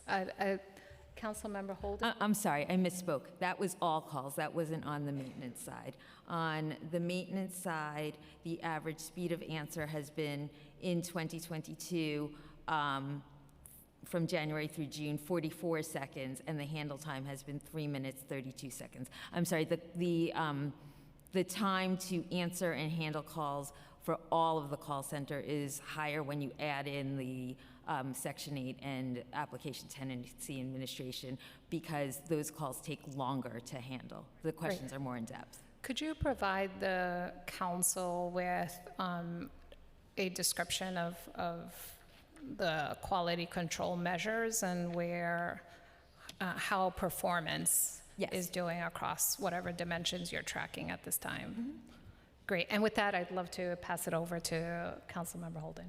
Thank you, Chair. I love the 311 app, and I'm going to make some suggestions because I use it every day, multiple times. It does have some shortcomings, which I will go over. But first, I want to do a follow-up. As former chair of technology, in October of 2021 hearing, former DO-IT Commissioner Jesse Tisch stated that a new digital 311 phone system replacing the current analog system is going live in the first or second quarter of next year, meaning this year. And that pressing 0 when you were calling 311, you'd be directed to a live operator may be an option, because every one of us who's called 311, sometimes, and during the pandemic, I think it was like a 5-minute message of all the services you were going to get or related to COVID, but you would have to sit through, if you weren't interested in that, you'd have to sit through messages. Can we press 0 and get a live operator now? Thank you, Chair. Councilmember Holden, and I do recall the hearing last year, but to answer your specific question, currently no. We do go through the process. It is something with a technology advancement, a technology enhancement that'll be coming later this year, we may be able to do. All right. Also, do you plan on designating a separate category for film shoot related complaints? Because we can't do that on the app, and we can't do it, I think on the website either. Thank you. I do understand the question. I'm not sure. We'd have to work with our partners at the appropriate agency, which I believe is because we could put in legislation.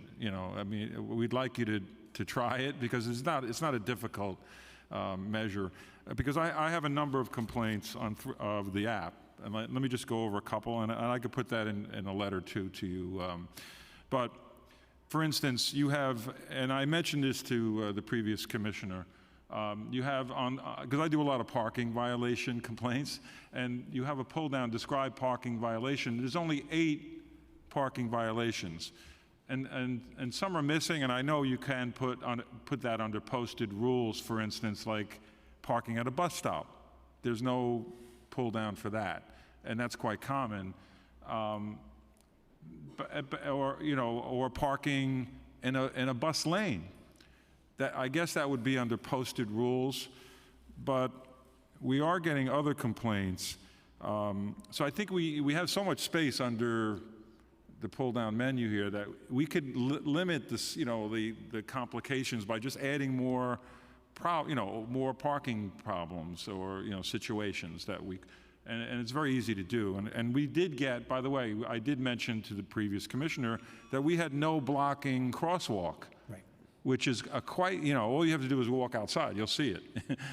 So we got that added, but it seemed like only one a year we need to really get to the major complaints. For instance, I have a lot of commercial vehicles parked in my district, but it's more than just overnight. So you just have commercial overnight, but there is a parking violation that commercial vehicles do. They're only allowed in residential areas to park for 3 hours.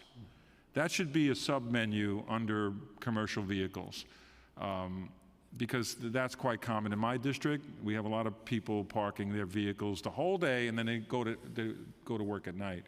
So 311 is very, very good. Like I said, my district already has, my one precinct, 20,000 complaints this year to date.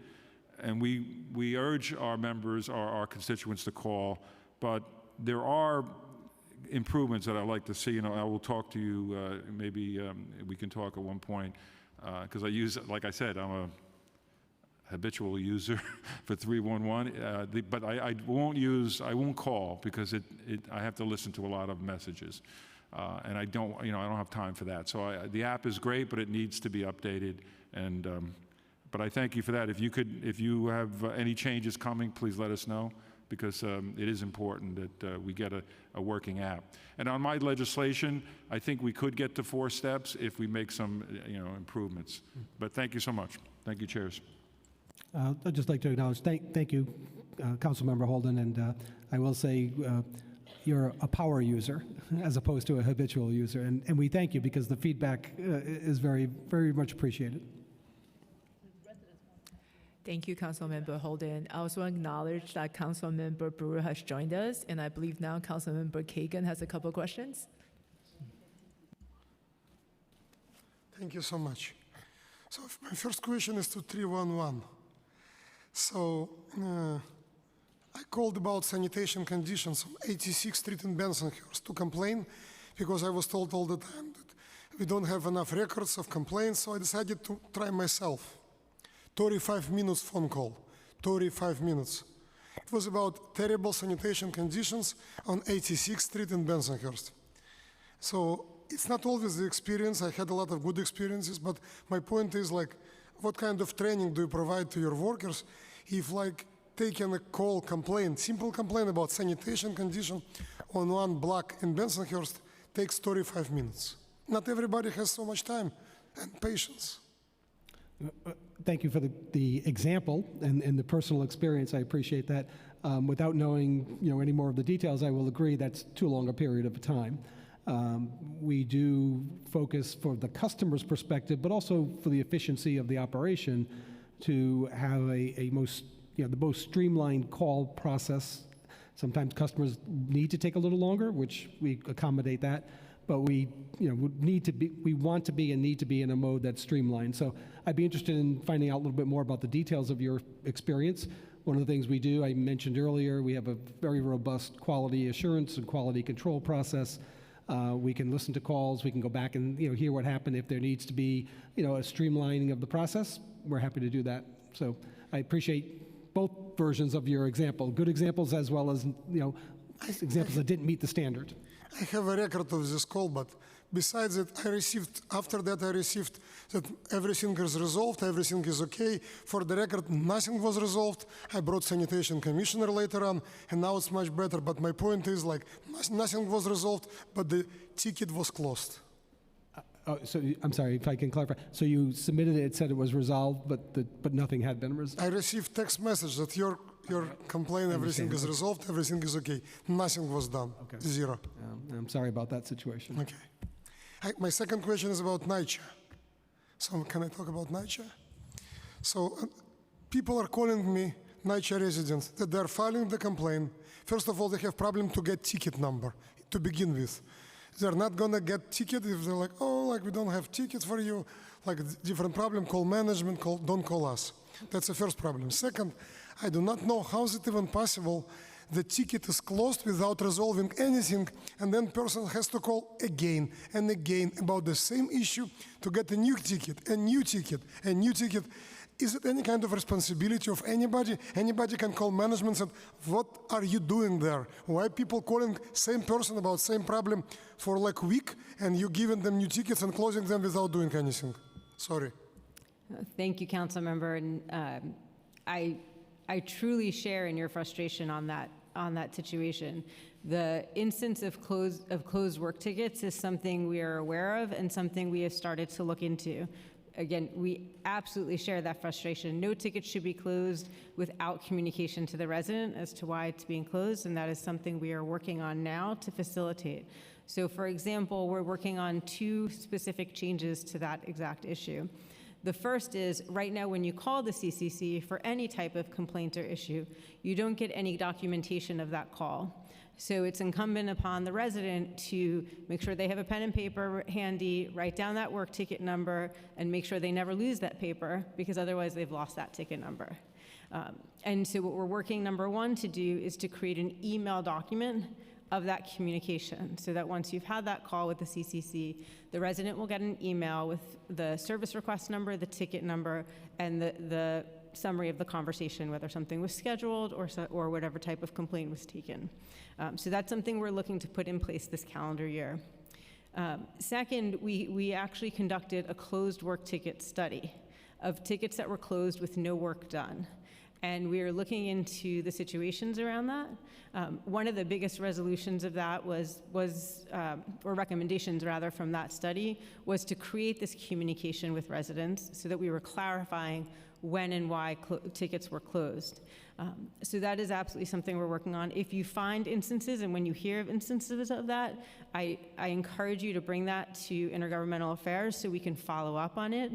We have been using some of those case studies from other resident leaders and council members in order to inform our changes that we're trying to make. So really sympathize with that situation. We're aware of it and we're trying to fix it. Sometimes I'm sending emails to intergovernmental relations representatives with 4 tickets from the same resident about the same issues within 1 week. So that shows me that nobody cares. And I will say, to your accountability point, there are a lot of people that care, and that is something we are trying to improve across NYCHA, is our commitment to service for our residents. And I also wanted to just take a moment to comment on your accountability points, because you are right, all the capital in the world does not come along with accountability. But in 2020, we issued our transformation plan. I highly encourage you to take a look at it. It's on our website. It is part of the 2019 HUD agreement, where we were required to create a new organizational plan. And the key to that organizational plan is improving accountability. And many steps and initiatives are part of that plan that, when rolled out and fully implemented, we hope will make those improvements, and that our residents will be able to see it and you will be able to see it. It will take some time, but that is what we're working on. So we share those values with you, and I hope that you will work with us to get there. Thank you. Thank you.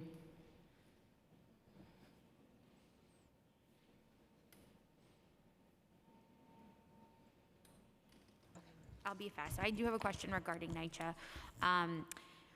So like my colleague, Councilmember Aviles, mentioned, that oftentimes NYCHA tenants will call 311. And actually, I want to share anecdotally that I'm sure they call our offices after CCC and then before 311. So it's 311 is probably like plan B, plan C, because oftentimes they're at their wit's end. Is there a process for NYCHA tenants to complain about their CCC experience to 311 without being punted back to NYCHA? Is there a mechanism where tenants who are putting in service requests, I know you don't like complaints, service requests about their experience, about their customer experience, specifically about the call center, is there a mechanism that exists for 311 to record that? I don't know what the back end looks like, but I'm curious what that looks like. Yes, and I'll hand it off to 311, but correct me if I'm wrong, but when 311 takes a NYCHA complaint, they take the information, and that information is passed over to NYCHA. It's not necessarily just passed to the CCC, it's passed over to NYCHA customer operations, and they then hand that complaint off to the relevant NYCHA unit. So if it's about a maintenance repair or service request, it would most likely go to CCC in order to be followed up on as a maintenance request. If it's about service from the CCC, then that would go to my colleague, Carrie Jew, in the administration department to be reviewed as part of a complaint about the CCC experience. In addition, we do have CCC surveys that go out after calls where people can document the service that they felt they had during the call. Okay, so just to confirm, there's nothing, do you know? There's no like in between. So it goes right back to NYCHA, even if the complaint is about that customer experience, right? Yes. Okay. Thank you for clarifying that. And I will wrap up, but I have, my questions are for Deputy Commissioner, just regarding the remarks you made on Intro 240 specifically. I know in your remarks you said that there's no real, I guess, like interest because the role of 311 is not necessarily to follow council legislation each time this happens. So what is the current process of adding a new service request category to 311? Okay, thank you. There's a couple of different paths. They can come in from legislation. It could be an agency initiative, a new program, mayoral introduction. There is a very structured process, a very encompassing process, because it does depend on a lot of things connecting correctly, if you will. So the best way is we have an intake process. The OTI organization would have an intake process. An agency brings forth a proposal or a scope of what they want to be able to do, or it may come in through legislation, as I mentioned before. That comes into the intake process where it'll go through a design assessment approach. Do we have something that exists already? Is there something we can modify? You know, what's the scope? If you think of a standard service request form that shows the what, the where, the when, and even the who, those are some of the elements. We call them fields, values, et cetera. We have to make sure, you know, do we have something? Can we build that out? Are there dependencies? Is there an if-then situation? So all of that gets worked by a team, I won't say a team, a number of people on a team, loosely call it, you know, analysts, trying to figure out what happens. Then you can build a timeline. Then you can determine how long it would take to deploy. You know, there's some cases there would need to be, you know, post-deployment support, that is training. So there's a whole bunch of different paths. It really would depend on, is this a tweak to an existing service request, or is this a whole new service request type that we'd have to build and implement? And so just a little bit to Councilmember Holden's question regarding categories that, including like illegal dumping, what are the factors that the 311 would need to be reflected there to include it as a new service request? Okay. The primary step is the responsive agency. Right? They're the ones who are actually going to fulfill on the request. So they would need to outline what are their requirements, what can they take, what level of detail can they take. Then that works with 311 to handle on the intake side. So 311 determines, based on their conversations with the agency, if they are in fact able to respond, then they'll add it as a service request? Basically, yes. Yeah. The agency comes forth and they say this is what's required or what's needed. Does that work? Does that fit into our model? Can we put those two together? But it does start with the agency saying this is the way we want to handle this request. But NYCHA does not. I don't think that NYCHA does that response time as that, like, do you understand? I'm just curious. I don't think NYCHA does that in an efficient way for responding to service requests. Is that part of the reason that the 311 calls they go right back to NYCHA for NYCHA attendance? No, I would say from our perspective, you know, the protocol we followed is to refer it there. I believe that's because the NYCHA system is integrated with its fulfillment system. But again, I defer to my colleagues at NYCHA if it's a deeper NYCHA question. I think they've answered it. Okay, so I would love to work with my colleagues on the illegal dumping piece with DSNY. Obviously, I think that's a really huge piece in a lot of our communities. Okay, I think that's it. That's it for my questions. Councilmember, did you have? Oops. I know you had questions. A quick follow-up, just to make sure I understood properly. Did you just mention that 311's, I guess, interface or mechanism integrates with NYCHA's call-in center? Do those systems, are they able to talk to each other? I apologize for any confusion. No, they're not able to talk. They do not? They do not. Yeah, I'm not surprised, okay. In terms of, okay, actually, let me hand it back to you because I have a bunch of other questions. I'm going to give NYCHA a break here. No NYCHA questions. Just a couple more 311 questions. This is actually not language access related, but is there any way for 311 to internally transfer complaints. So I'll just give you an example. I have calls from, noise complaints that's in my district, which automatically transfers to 109 because that's the police precinct in my district. But the noise is not actually coming from my district, it's actually coming from another district. So then what happens is 109 transfer that call to another police precinct, and then 109 automatically closes out. So in their, and when the 311 complaint, my constituents seeing, wow, that call got closed down in 1 second or like 5 minutes, let's put it that way. With no feeling of I actually had my, someone responded to my complaint. So is there any way to, I guess, from 311 call center to transfer that internally? Track the question. When you say internally, you mean to a different precinct? Yes. I follow. So the service request process, whether you call in or whether a customer submits with no agent involved, self-serve, follows the same process. And the location of the incident drives the distribution to the precinct. There's no human intervention that could, in that process, to divert it or to reroute it. I see. Thank you. So my other two questions is more language access related. Back to the question I asked earlier about bilingual speakers. As you said, there's only Spanish bilingual speakers. Has there been efforts? Is there regulations? What's the reason of not having other than Spanish, more bilingual speakers as 311 operators? Thank you for that. I don't believe there's been any regulation, encouraging or discouraging that from happening. In large part, it's a model that's followed by other call center industries. It's efficient and more real-time responsive to be able to rely on a vendor to do the translations because that's their core competency, that's their size and scope, whereas it's not something that an operation of our size would have. So you're saying it's more efficient to use language line than to think about hiring bilingual speakers? What we look at is the process is a 24/7 process, and that quickly gets into a lot of coverage. You can have an on-demand resource that you're paying for, on a transactional basis, such as language line, for when that demand comes up. It's more difficult to staff that, whether you're a government call center or a private sector call center, on a pure staffing basis, if you will. So based on that, there's no desire on 311's part to hire bilingual speakers. You rather rely on language line.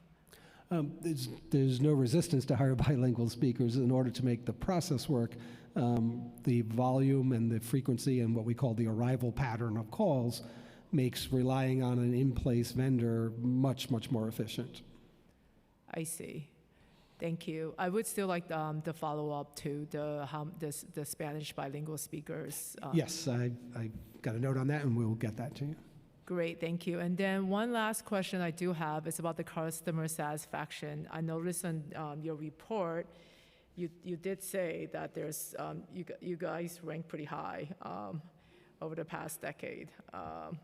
So I also noticed in my committee report that customer satisfaction survey, it's 94.6% of the responses were received from English speakers. The rest are not. So there's actually that customer service survey is actually a high amount of English speakers that's coming back. Is there any efforts about targeting populations with limited English proficiency? I'm asking you this question, see what type of effort is there to reach out to the population with limited English proficiency to see how they are dealing with 311 and any sort of feedback they have for 311. Great, thank you. I do appreciate that question and the broader topic of the in-language or the language survey, as we call it, which just was introduced last year, and you believe you all received the report today. So we're very interested in getting more feedback from non-English speaking customers. Our survey tools over the years for English speaking customers and to an extent Spanish speaking customers have been incredibly valuable, both for improvements but also to acknowledge work that's being done. When we launched the in-language survey last year in the 10 citywide designated languages, that's our goal, is to start getting more feedback from customers we may not hear because of the language preference. So the start is small. There's several languages that have given some responses, several that have not. We do conduct the survey on a regular basis. We try to find as many ways as possible, but we're really interested in reaching more customers who speak languages other than English and understanding how they feel about 311. No, I appreciate the intent. You don't have to answer it now, but I think my question goes to beyond intent. What are the efforts that's actually being done to reach populations of English limited proficiency? Right. And it's something I recognize you might be better able to answer now, but something to definitely think about actually how to target that. Thank you.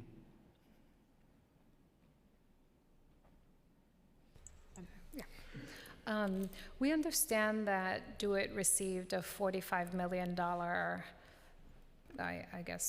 allocation for hardware, software, professional services necessary to complete the first phase of the 311 telecom system modernization. Can you explain what is involved in phase one? Also, I'd like to hear what contracts are represented within this massive total. Specifically, also, do we know what percentage are granted to MWBEs and/or local vendors? And also, would like to hear a little bit more about how many phases will there be, and what are they? Okay. Thank you for the question. I am familiar with the item you mentioned, but I don't have a level of detail or a deep understanding of some of those questions. So I would have to take that back to my colleagues within OTI and be able to get back to you that way. Okay, great. We await the response. In terms of, I guess, back to NYCHA requests, can you tell us what the level of specificity that 311 collects in terms of data that is then redirected to NYCHA? Yes, I can answer that. We do not collect any location or customer information. It's a tracking that a request was made or a transfer was made. Got it. In terms of, we know that 311 can trigger DOHMH for private residents to hold landlords accountable for complaints. Is there a similar system of accountability for NYCHA residents? I track with the question, and I'm thinking I'm not sure. It would definitely be something I'd have to look into. I'll get back to my team and get a better understanding on that. Does NYCHA ever refer residents to DOHMH? I'm not sure about that either, and I don't want to misspeak, so we'll get back to you on that as well. Great. I guess moving on to the work orders and accountability. We know in 2015, the New York State Comptroller audited NYCHA's maintenance and repair practices. We know there is a very large backlog. What is the current backlog of work orders, and can you break that down by work type? Yes, let me see what I have here. So I know that our work order backlog right now is over 600,000. It's actually over 633,000 open work orders, including just over 25,000 work orders for maintenance complaints and 405,000 for skilled trade. And then there's another 200,000 that are assigned to vendors. Say that last one again, I'm sorry. Just over 200,000 assigned with vendors. What does that mean? It means that we are using a vendor to complete that work order. So it's usually a skilled trade, but to complement our skilled trades, we also assign vendors to do so. Got it. I got it. Thank you. Can you break down any complaints that are received by PAC developments? Residents who are in PAC developments versus NYCHA? So once a development converts through the PACT or RAD program, those maintenance complaints go to their landlord. So we are not tracking that. However, we do stay in communication with our PACT partners, and if if a resident brings a problem to our attention, we do bring that to our PACT partners' attention as well through our asset management department. So I guess in that regard, it's the PAC compliance unit. Do they keep track and report on complaints received and their status? I don't believe they're keeping track. Again, those residents can now bring those complaints directly to their landlord to resolve. They obviously now can also call 311 to have HPD follow up if they believe there's a code violation in place. Right. Which leads to the spiral of hell when 311 hears public housing, because folks will refer to themselves as still living in public housing under PAC program, and they are not allowed to do HPD. They're sent back to a management company that they're having problems with.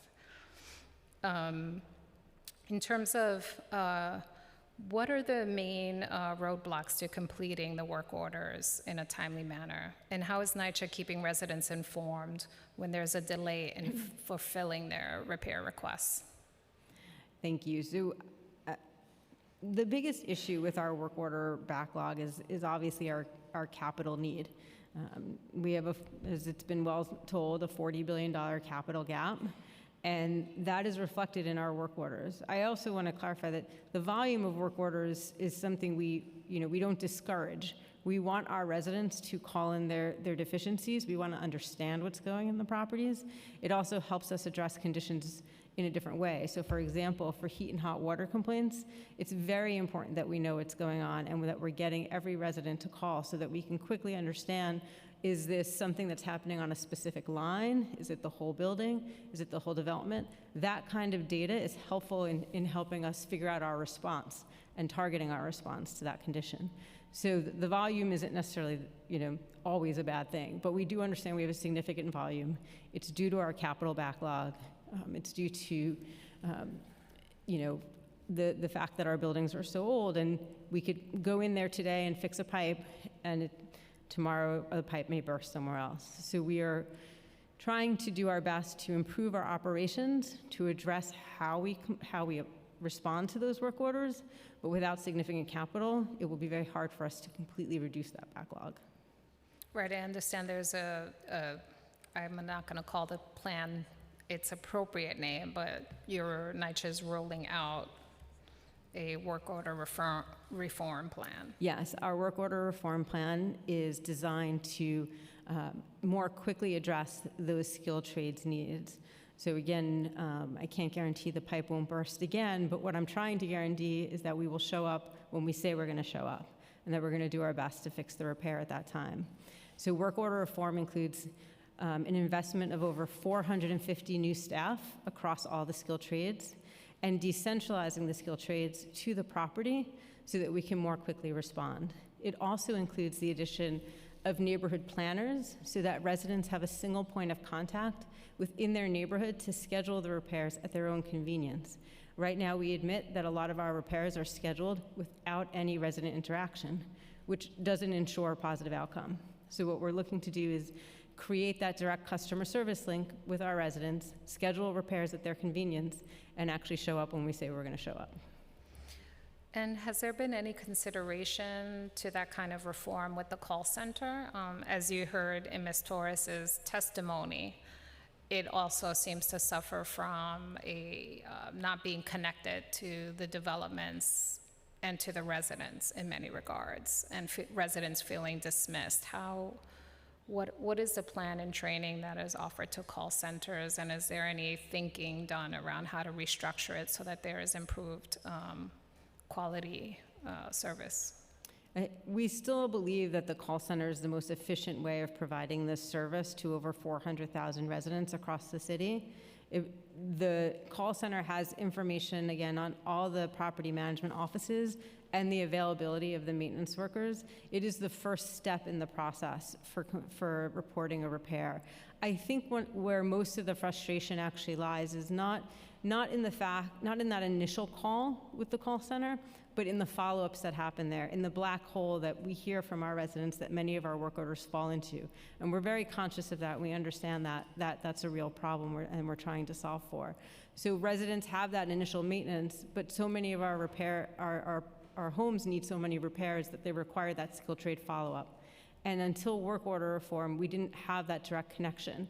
So work orders went to waiting to schedule, and residents didn't know who to call or how to contact to get that scheduled or to find out how long am I going to be waiting, what's going to happen. And frankly, even now with work order reform and our investment of $450, we still have long wait times because we have this 633,000 backlog. So it's steps in the right direction, but we admit it's not perfect. That waiting time is where residents start to get frustrated and impatient and call back the CCC and find out what's going on. And now what we're trying to do is take some of the burden off that CCC and have the residents call the planners for that follow-up and to be able to talk to that planner about what's going to happen next in the process and free the CCC up to take the initial request and focus on that customer service at the front end. But that's a system that you're rolling out. So what percentage of the NYCHA developments will actually engage in this process? So everyone by the end of the year, so we're rolled out right now in Queens, Staten Island, and the Bronx. Brooklyn is right now planned for August 1st, and Manhattan for the end of September. And so by the end of this calendar year, work order reform will be fully implemented across the city. And what will be the feedback loop for residents to let you know if we're achieving the goals of work order reform or not? So we have been holding work order reform resident briefings, I would say every 2 months or so. So started obviously just with Queens, Staten Island, then we've added in the Bronx, but we've now added in Brooklyn already in anticipation of the rollout so that they can hear the feedback. And the point of rolling out one borough at a time is that we are taking that feedback from both employees and residents on what's working and what's not working and improving the process as we go. So this is about continuous improvement, iterating, seeing, this didn't work in Queens, Staten Island, let's do it differently in the Bronx, and so on and so forth. So actually last night we had one of those calls with our residents, and I'm happy to share the information on those calls with the council going forward so you can participate as well. Fantastic. So can you explain how NYCHA records and tracks actual completion of work orders? So all work order information is held in our Maximo system. That is our system of record on all work orders. Work orders that are closed or completed are closed with, the goal is that work orders are closed with work done and with pictures proving that the work was done. With pictures proving that it's done? Yes. I have pictures of work that was proposed to be done and was abysmal. I understand that. And so we have a quality assurance department. We have actually 3 oversight departments that were instituted as part of the 2019 HUD agreement: quality assurance, compliance, and environmental health and safety. And they all work together to review work orders that have been done, look for improper practices, and really provide that insurance of compliance with rules and regulations. Has there been any consideration to getting agreement from the resident that the work has been properly done? Yes, prior to COVID, we used to require a resident's signature on work orders as part of the closing. We stopped doing that as part of COVID because of the concerns of touching the work order devices. But I believe that is, I will double check, I don't want to misspeak, but I believe that resident signatures are coming back into the process. Great. I also appreciate the improvements that are made in terms of sending the residents back, documentation of their calls, because that is a burden they should not bear, although they do keep quite diligent track of the multitude of work orders that they put in and the circus of them getting closed when work is not even started. So thank you for that improvement. In terms of, I think I did not hear this correctly, but how much does it cost NYCHA to operate the call center? Let me check with that information.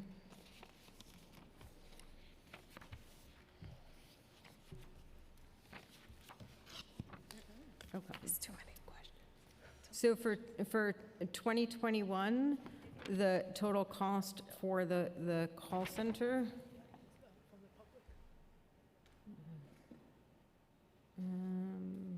Actually, I don't want to misspeak, and I have something that's confusing in front of me, so we will get back to you with that information.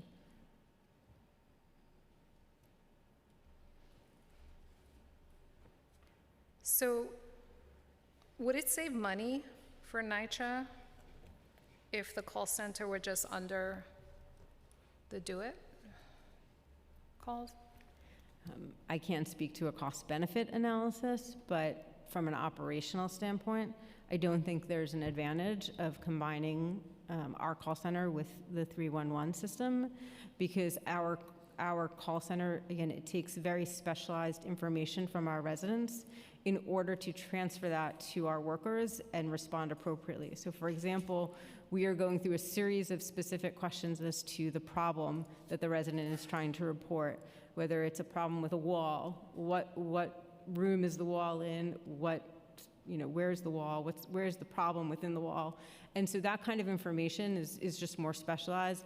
It also includes all of our maintenance worker schedules and our staff schedules, so it has information from our other systems in order to be able to say, I have a maintenance worker available at your property Wednesday from 1 to 4, would you be available at that time? So that's a specialization that I think is best managed by NYCHA within NYCHA. And in terms of,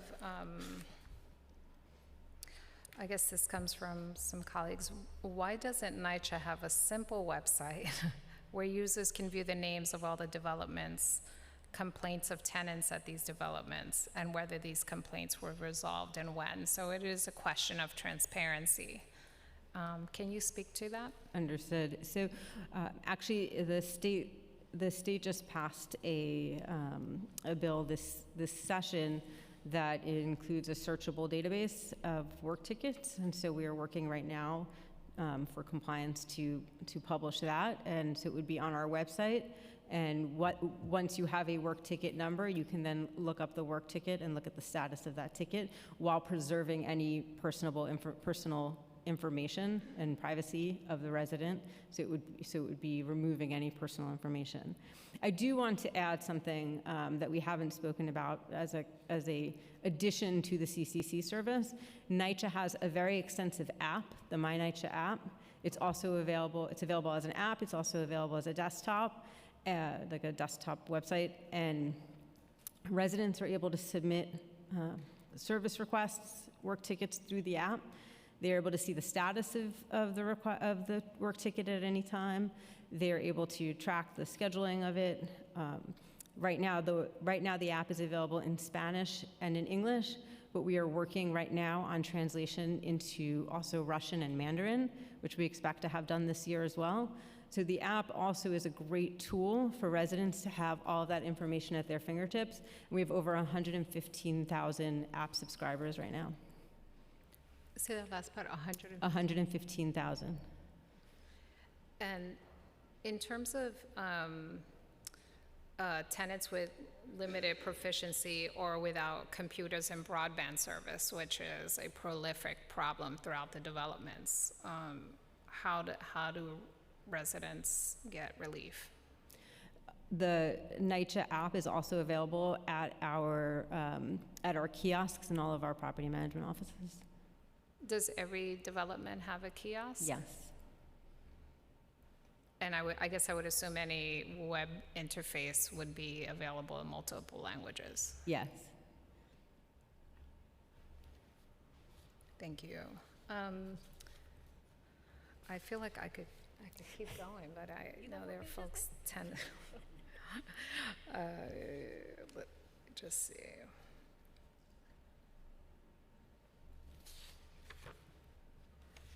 Thank you for your patience. I do No have problem. many pages of questions.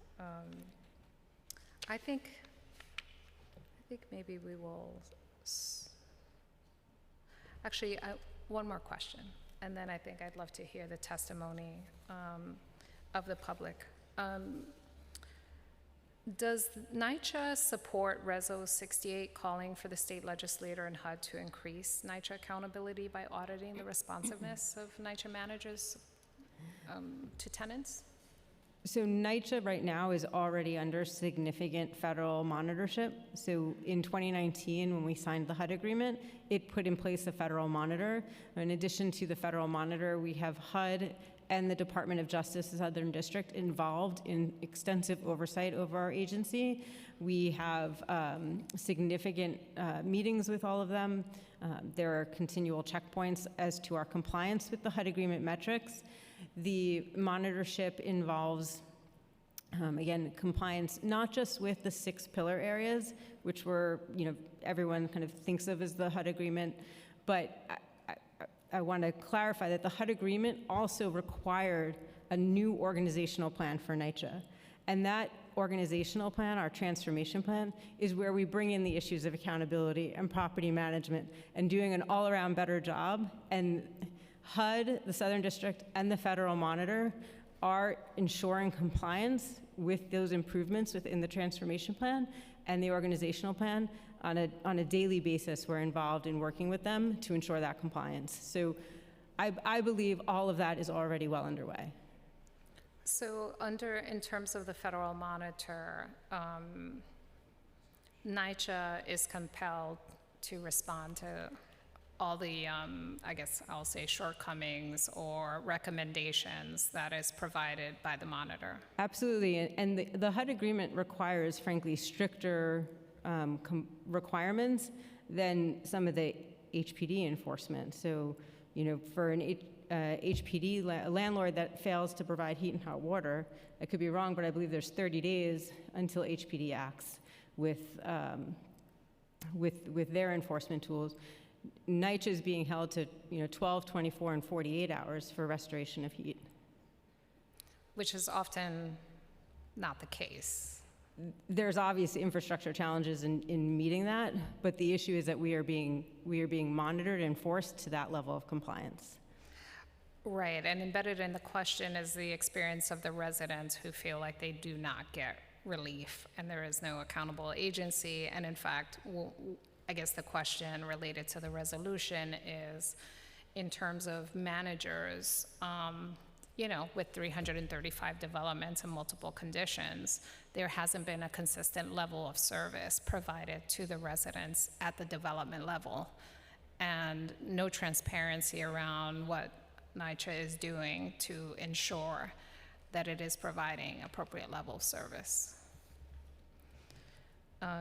So I think with that, we can, oh yes. Councilmember Kagan, please. I know it's like time is already, but I cannot just let it go, like I can fill out City Hall right now. I can fill out City Hall right now by residents of NYCHA developments in Coney Island and my district who will tell you that they're calling, emailing every day about the same issues for months, and nobody, not just not doing anything, not even replying to them, not even saying, yes, we got your complaint. Forget about doing anything.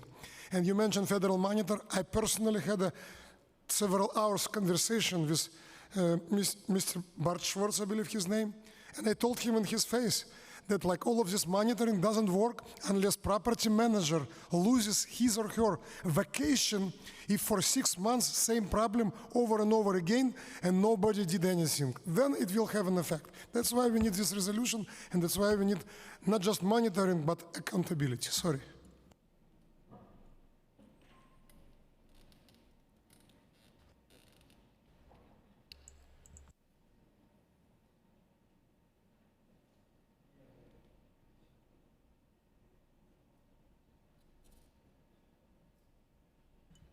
Thank you so much for your testimony and participation today. Thank you. Thank you, Chair. We'll now move to public testimony. Please note that each panelist will be given 3 minutes to speak. For in-person panelists, please come up to the table when your name is called. For panelists who will be attending virtually, we will be calling on individuals one by one to testify. Once your name is called, a member of our staff will unmute you, and the Sergeant at Arms will set the timer and give you the go-ahead to begin. Please wait for the sergeant to announce that you may begin before delivering your testimony. I'd now like to welcome Marceletta Davis to testify, followed by Christina Bueno, and then Loretta Brumfield. Marceletta Davis, you may begin when the sergeant calls time. Your time will begin.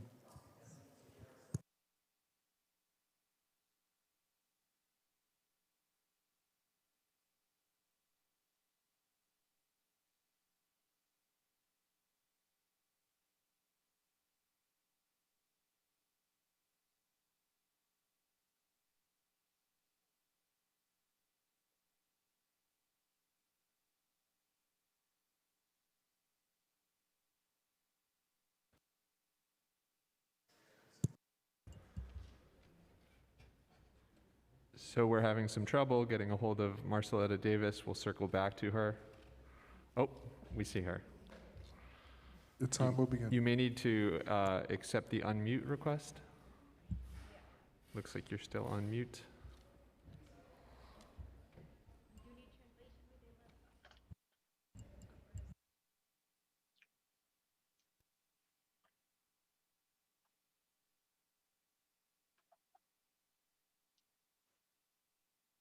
Hello, hello.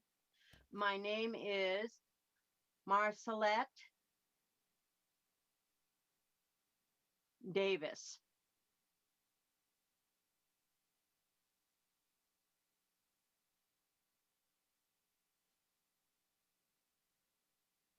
I'm familiar with the background. I have a black shirt on. I'm a woman and I have a flowered band across my head, and I wear glasses and lipstick and earrings. And thank you for having me here. I am an individual advocate for the diversity of the deaf community, including sign language for the deafblind, hard of hearing, and those with hearing loss. And I want to discuss specifically, I want to focus on technology related to calls for the 311 system. For people, when they call 311, for example, how I would do it, I use a video phone. And when I connect to 311, they don't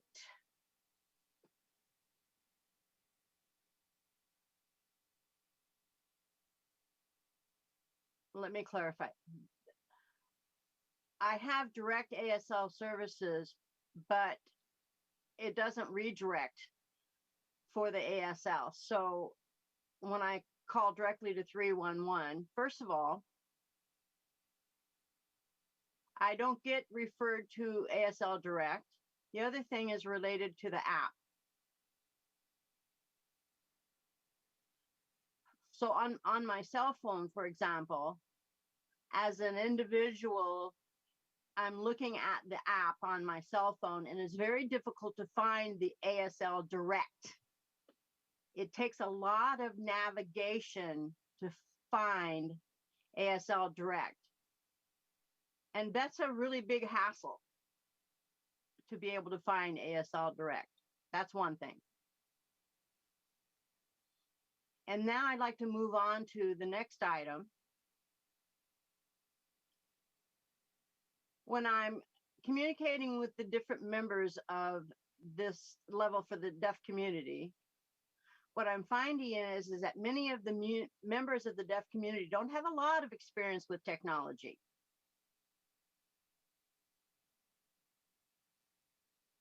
We want our organization to be able to provide education for the members of the deaf community so that they can learn more about the technology.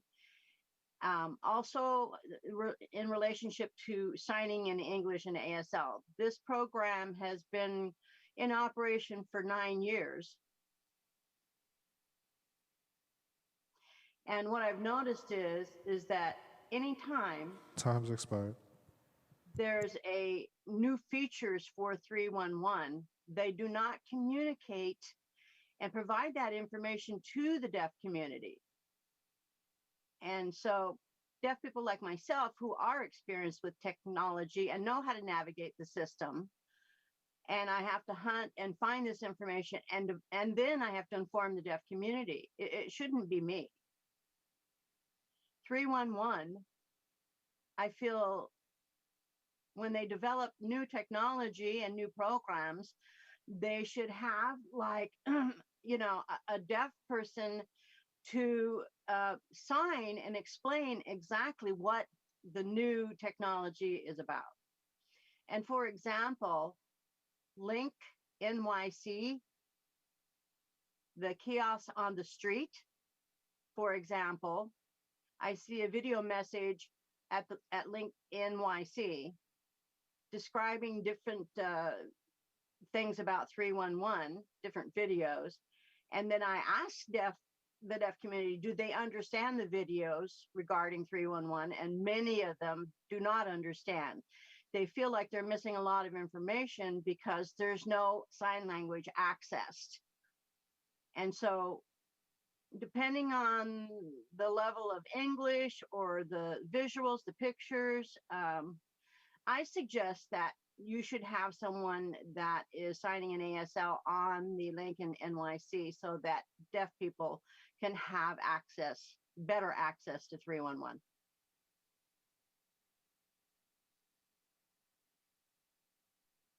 So moving on.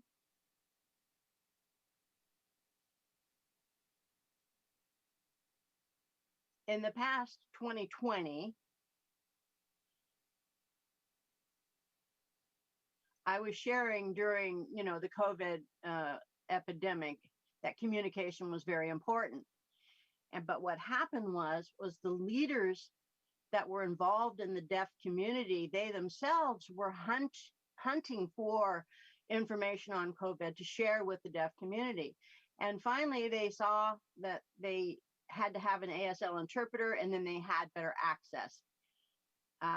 And that should also be happening in 2021. That also did happen in 2021. So 2021, when COVID began to decrease and they're in the different areas, they were reopening businesses again, but there were still problems continuing because the deaf community was behind in all of the information that was being provided. And so the leaders in the deaf community were continuing to try to find information and provide to the deaf community current information. And we have a variety of people that have different beliefs. Some people didn't believe in getting the vaccination. Some people did believe in getting the vaccination. That's their individual beliefs. But technology and information, there wasn't enough. It needs to be more visual and more better technology for deaf access. That's a very important thing. Next, people who live in NYCHA or in public housing, what they've seen, what they've noticed is that many people who live in public housing are really far behind in the news with new policies and new programs. And often some of the information that's updated, like for 311, they have some flyers and they, pass them out at houses, under the door. And when members of the deaf community get these flyers, they're in English. It's not an ASL. That's not their first language. So they don't always comprehend everything they're reading.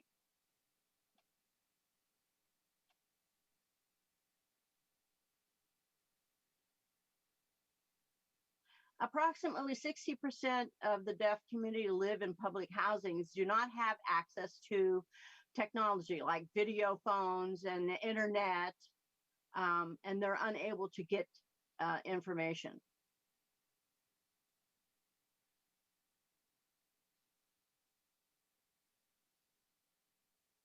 Many members of the deaf community For example, a deaf person is dependent upon another member of their family or a member in their household that is hearing. And the deaf person has to ask them for information, but it's not the full information, it's reduced. When the hearing person gives them the information, it's not exact. And that has a real impact on their ability to know what's happening.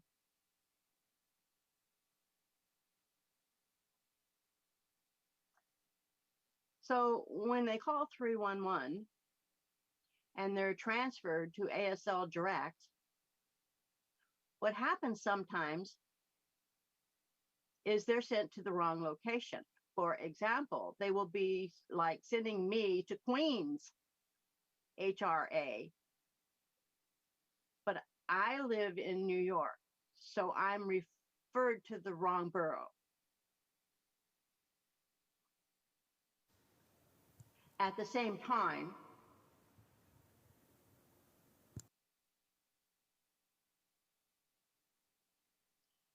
ASL Direct in Queens, for example,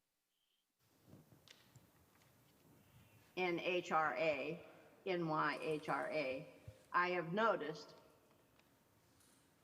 if they have a problem connecting with public housing, they will connect ASL Direct in Queens and they don't help us. They refer us to a different HRA area. And so that's where the confusion begins to happen. And I can visualize that ASL 311, ASL Direct, for providing services should have ASL Direct, HRA Queens, should be providing the correct information for HRA. For example, Time's expired. HRA has their own line to ASL Direct, and they should be for others as well.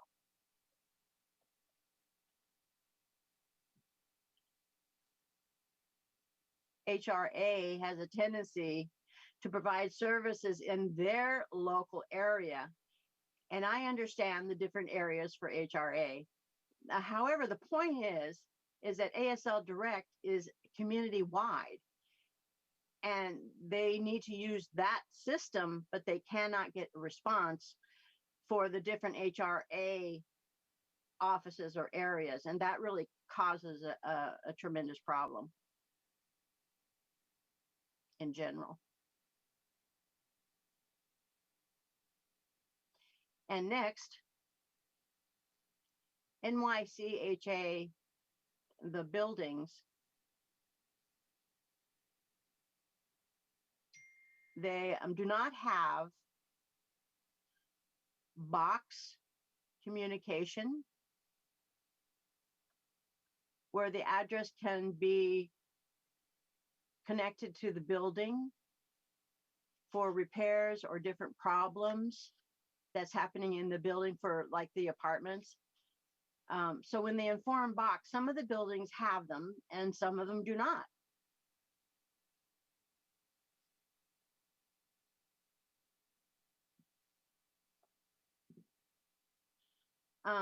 The office often struggles with technology, and most offices that are involved in NYC HRA buildings have not received practice or training on language access.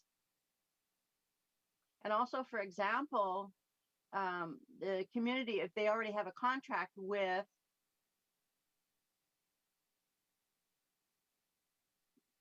interpreting in ASL,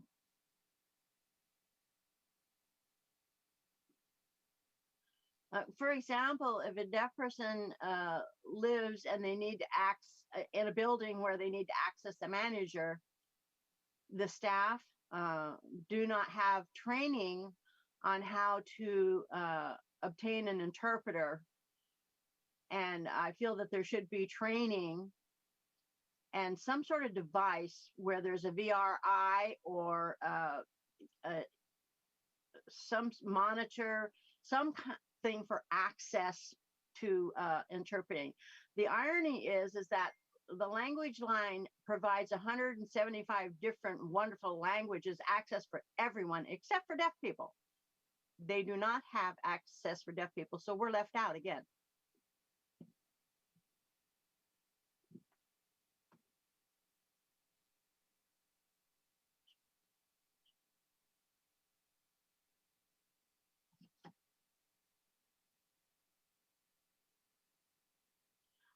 I'm still wondering what NYC commitment. I feel like they're continuing to break their commitments. They make commitments again and again. So should we have a deaf contact person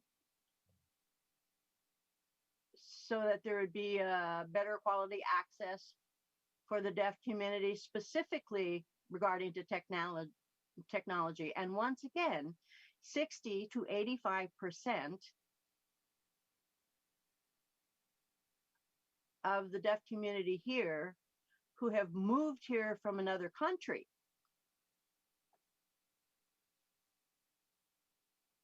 do not get information about direct access from the government.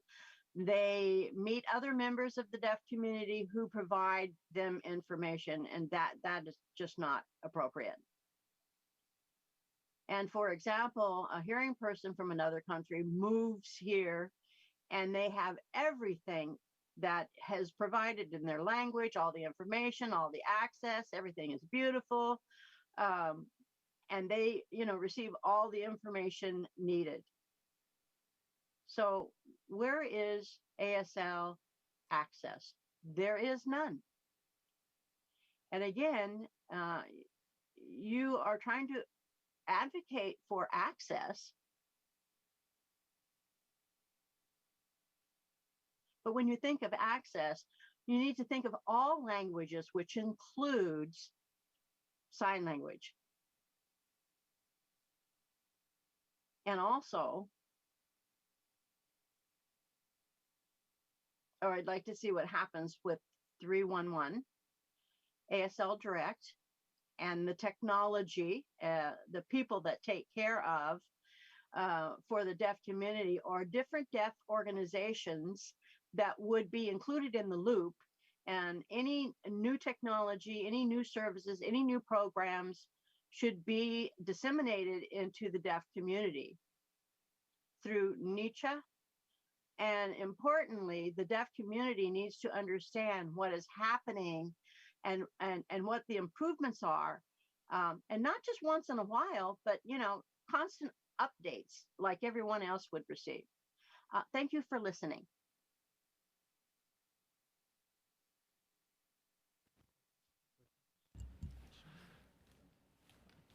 Thank you. I'd now like to welcome Christina Bueno to testify. After that, I'll be calling on Loretta Brumfield and then Ravi Reddy. Christina Bueno, you may begin when the sergeant calls time. Your time will begin.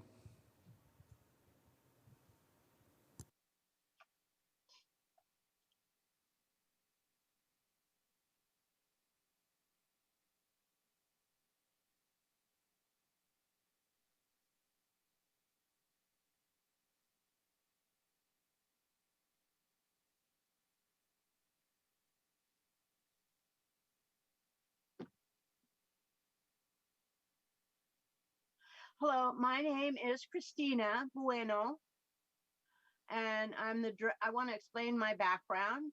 I have colors behind me. A light is green.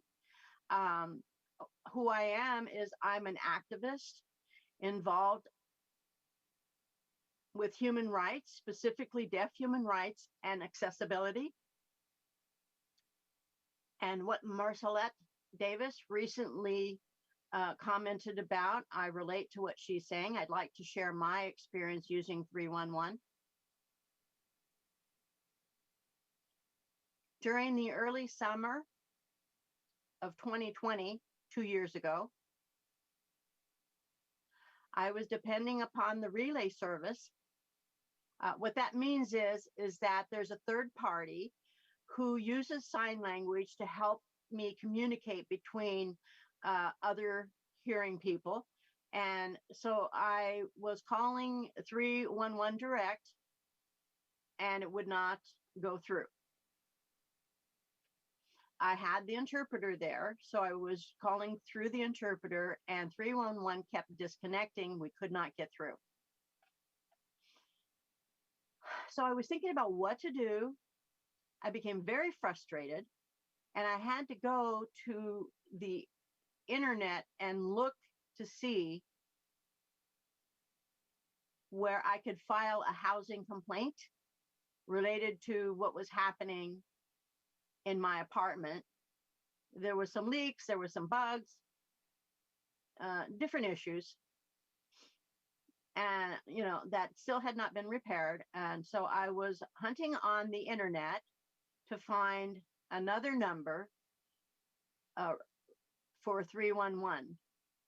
So I don't remember if it was 347 or 212 area code, but anyways, I did call through the relay service through my video phone. And finally, I was able to get through, and the person told me that I had to call through 311. And I told them, well, that's what I did. I started by calling through 311, and they said, sorry, can't help you, and hang up. So I called through 311 and couldn't get through. So then I hung up and I called back that 9-digit number again. And what happened is I was connected to the same exact person, and they said, you have to call 311. And I said, I've already done that and I cannot get through. And I'm becoming very frustrated. So she went ahead and took the order from me and asked me, you know, to file a complaint against the property manager of the building.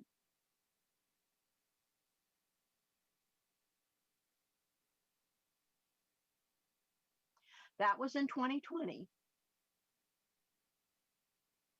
So I requested for a free air conditioning. I heard you could get free air conditioning for senior citizen people and people with disabilities. So I called and told them I'd like to request a free air conditioning unit.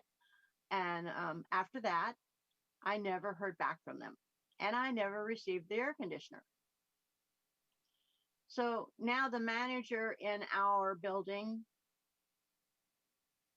and another member that lives in our building, they have gotten air conditioning units. I asked the manager, but he ignored me and didn't help me. There's such a lack of communication. I'm not on their list, so they don't help me. I call 311 and I can't get help. And I couldn't get an air conditioning unit. I called them, they never called me back. So now here we are in 2022. And a few weeks ago, I called 311. And I didn't remember everything that happened in the past, to be honest, but the same thing happened again.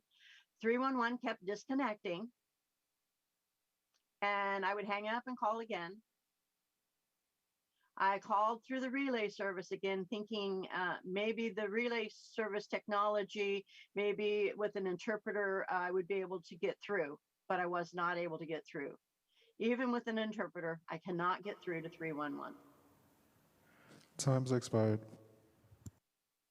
So I have to repeat again and again, trying to get through, unable to get through.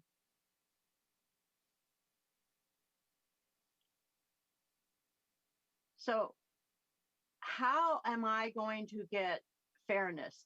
How can this injustice be resolved? I live in stable housing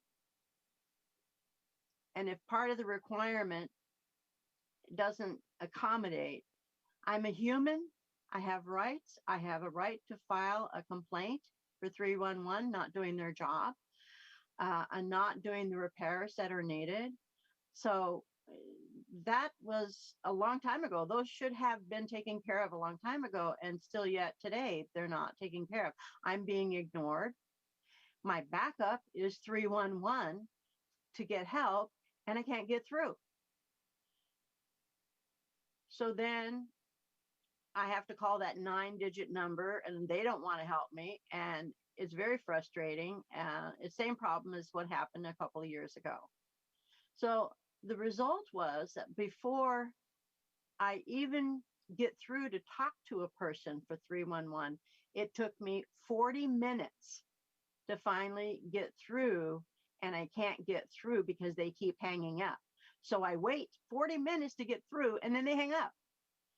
And then I call the 9-digit number, and then I wait another 40 minutes to get through, and they don't want to help me. And I know other people that have disabilities other than a hearing loss, and they have equal access to get through on 311. But the deaf community does not have equal access. Because I cannot call 311 directly, and I have to try and figure out how to find an alternative way, 311 does not let me connect. How do I connect to 311? I feel like everybody else, you know, even with disabilities, but they can hear, have better access, and the deaf community is left out of the 311 access. I'd like you to consider this and think about not leaving us to be the last to have access.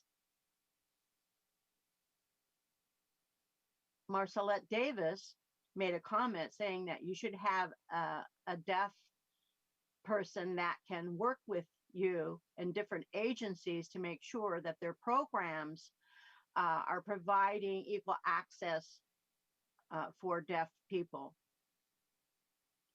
This is a very important issue for deaf people, and it should be important for the hearing community as well. Thank you very much for your time.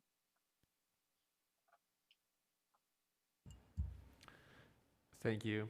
I'd now like to welcome Loretta Brumfield to testify. After that, I'll be calling on Ravi Reddy and then Leisha Liu Kai. Loretta Brumfield, you may begin when the sergeant calls time. Your time will begin.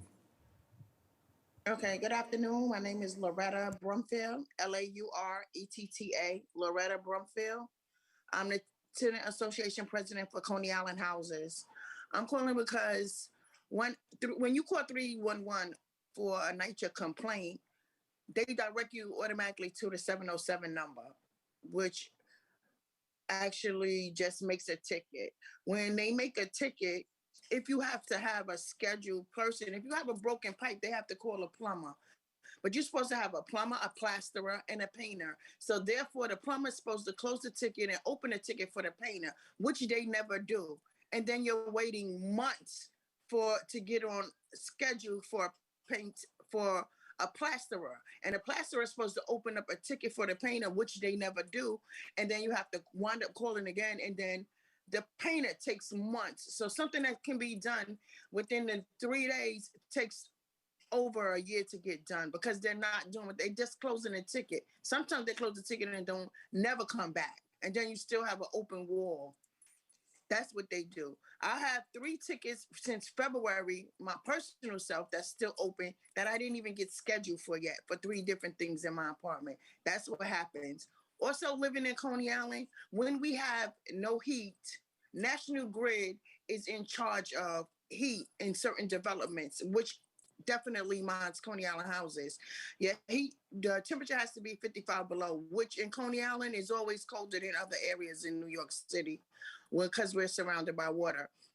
But National Grid is not allowed to come in the house and take temperature. So, and also you cannot call National Grid and tell them that your heat is not good. So I have to call out NYCHA, the 707 number, tell them that I don't have any heat. Then NYCHA comes to your apartment, check the heat in the apartment. They call National Grid. National Grid is supposed to come out, fix the heat, and then call NYCHA, and they're supposed to come back and see if the heat is on in your apartment. One, if you call in and say no heat, if you have on any kind of your stove or anything, if they come in and they check the temperature, it's going to be above 65 because you're in there and you're freezing. That's another thing. They're not being held accountable for that. National Grid cannot come in your apartment and check the temperature. NYCHA has to do it. I don't understand why NYCHA is just not in charge of turning back on the heat or giving you hot water.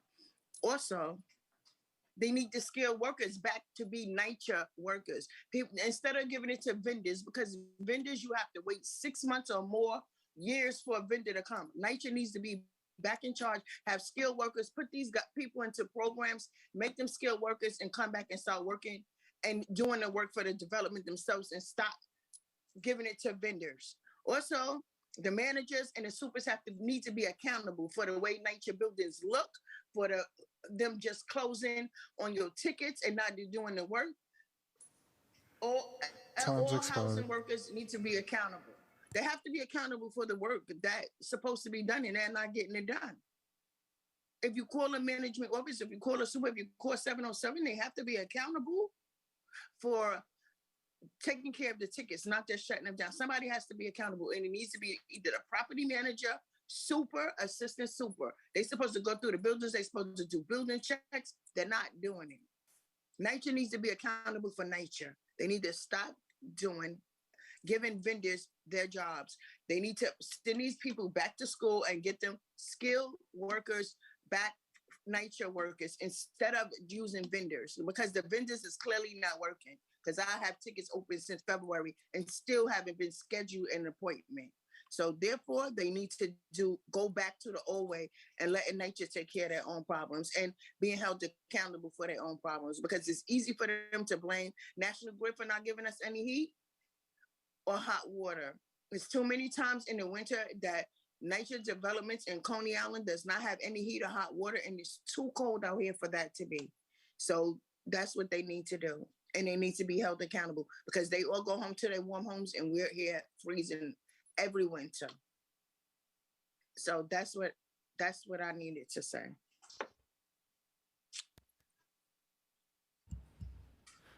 Thank you.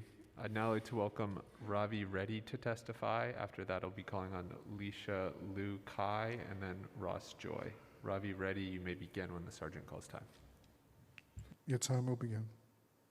So I want to thank Chairs Ung, Gutierrez, Aviles, and the council members of the committees for holding this hearing and giving the Asian American Federation the opportunity to testify on language access needs of our community. My name is Ravi Reddy. I'll be speaking on behalf of and in place of Leisha Liu Kai, and I'm the Associate Director of Advocacy and Policy here at the Asian American Federation. Legislation like Intro 206 and Intro 296 introduced by Chair Ung will help illuminate the barriers our LEP New Yorkers face in accessing the most basic government services via 311. At a time when our LEP communities are in crisis, from accessing mental health services to navigating city inspection code to small business owners to accessing food delivery services, providing additional information on the experiences of our LEP New Yorkers is critical. Language access has always been a primary barrier between our community and the services they need access to. So while 311 is a primary gateway, issues with telephonic interpretation have been consistent and well understood by community-based organizations that have always shown up to help our vulnerable when city systems couldn't. Having language capacities already within city systems that our community members depend on and their staff is absolutely critical. To that point, for the first time, the city budget will support critical proposals like a community interpreter bank and worker co-ops related to language access that address the needs for language access capacity by centering the communities who have it. Within these proposals, we will see the payoff in multiple ways, from providing employment opportunities in our immigrant communities to relieving strains on existing CBO capacity to provide interpretation, to addressing the serious gap in quality of language interpretation for the communities that need it the most. As we mentioned on Monday at a contracts committee hearing, immigration policies are in such a state of flux that our communities will need sustained in-language engagement to stay abreast of changing policies, processes, and documents. And when it comes to assisting our small businesses in crisis, even when a service is much needed, it is crucial to provide an ease of accessibility for LEP immigrant business owners to access it. Throughout the pandemic, our community has been in crisis, seeking out assistance, seeking out mental health resources, and basic needs services. They've consistently come to our member organizations first, and when attempting to reach city services, have had difficult experiences that reinforce the need to reinforce the work our CBOs are doing and treat them as the experts in providing culturally competent and language accessible services. In our work and the work of our member and partner organizations, we are consistently reminded that much of the language accessibility issues our community is grappling with relate to issues of capacity. Our communities are often the last to know about key information, and the pandemic has demonstrated that there is still much work to be done in making sure our communities, many of whom are our frontline workers, benefit from the work of our city agencies. Legislation like Intro 206 and 296 are steps in illuminating where the need is and validating and addressing the experiences of our community members. AAF stands ready to work with City Council to make sure city services are as responsive as our community members need them to be. Thank you.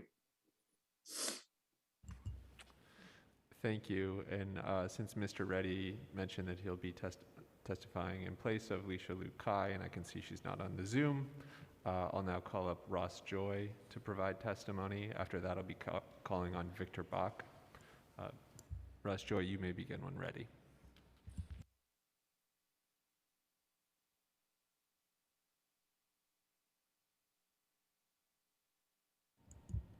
Good afternoon. My name is Ross Joy. I work at the Red Hook Community Justice Center. Thank you, Chair Avelas, Chair Ung, and Chair Gutierrez for listening to me and having us here today. At the Red Hook Community Justice Center, we partner with NYCHA residents and NYCHA staff, HRA, and many others to prevent evictions, ensure repairs, and expand opportunity. As a Center for Coordinated Innovation project, citywide, we partner with the City Council and communities across the city to improve safety, ensure a fair, effective, and humane justice system.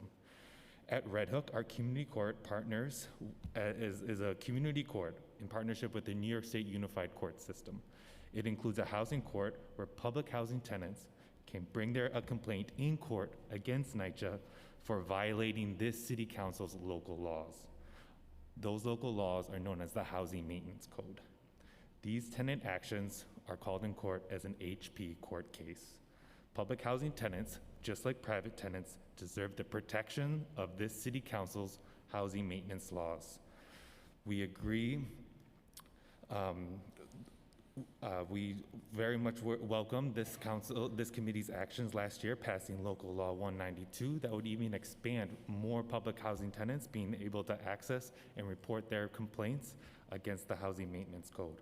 However, as was stated today, this is still not implemented and falls far short of still not treating NYCHA tenants like private tenants, being able to have their complaints heard by HPD, which is the only agency that's required to enforce the Housing Maintenance Code. When tenants' complaints are investigated by HPD, we do see results. Violations are cited, and it gives tenants more direct, independent power to back up their claims. When you say you don't have gas, you can get a housing code violation with it being cited.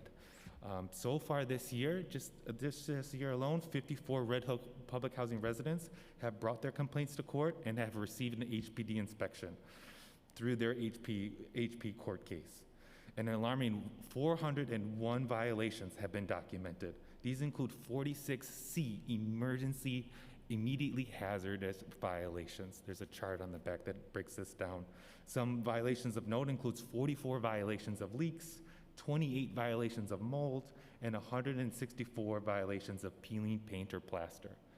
When tenants come to court, they very often show us tickets that have been open for months, if not years. Yet HPD routinely cancels NYCHA public housing tenants' complaints in their internal system. They do not comply with this City Council's open data law requirements related to violations discovered at NYCHA, and does not even have a proper record of NYCHA residential addresses, oftentimes sending inspectors to the wrong addresses, known as an AK addresses. You can see an example of that tenant, a tenant cancellation notice in the packet, which explains that they're tenants' complaints have been canceled just for being in NYCHA, and instructs, confusingly, if you have these conditions still exist, to please file a new complaint with 311. We definitely agree that residents should have access to the court system, but like private tenants, they should have access to HPD directly to submit violations. I will just say that residents, we 100% agree that NYCHA should have a high quality communication with their residents. And that should be, we welcome continuing innovation with that. Their work order reform we're very excited about as well. But there's got to be a backstop, and this city council has established that backstop in local laws. Unfortunately, a lot of our residents end up using 911 in place of 311. We very often see sewage backflow problems, electrical fires, many other issues that could have been prevented by a 311 complaint that end up and escalate without action and turn into a 911 complaint. I would welcome the city council to continue to investigate NYCHA's compliance with local law. I think it was very encouraging that VP Ava Tribble did admit that NYCHA residents should have an access to have their complaints heard as code violations, not just mere tickets. In Red Hook alone, just this past 2 months, we've had 3 gas leaks that are now affecting 27 different residents.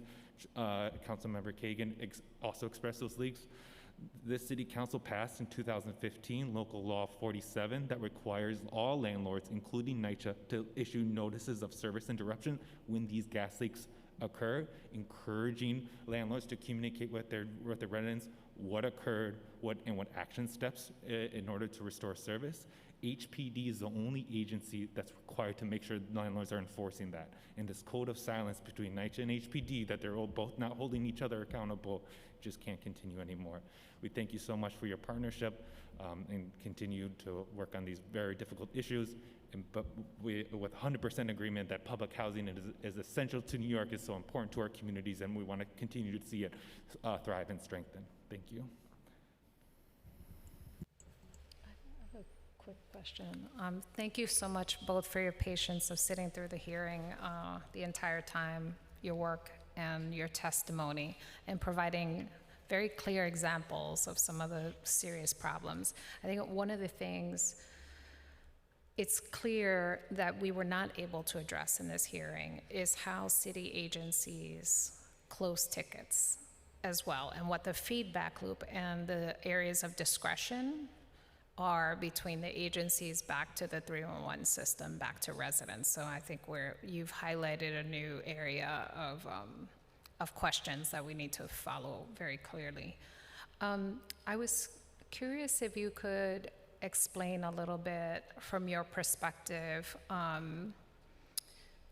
how you have, in your experience with so many residents in Red Hook, what their experience of the call system has been, and where there are particular areas of improvement that you would suggest. Yes, thank you. Interestingly, as a state court help center, I often do receive referrals from 311 callers myself. And so I'm experienced with that. If you call in South Brooklyn, have a tenant complaint, the 311 operator will often sometimes ring my desktop phone. So I can see at both ends when helping people make calls and as well as receiving calls through the 311 system. I think there's a deep disparity that residents in public housing just don't feel like 311's for them. And that's because too often the agencies are told, like, no, you need to call NYCHA. This is the wrong type of government. And that's, as we know, is just simply not the case. Speaking directly about NYCHA's current systems, again, I think a promising reform from work order reform is this neighborhood planner.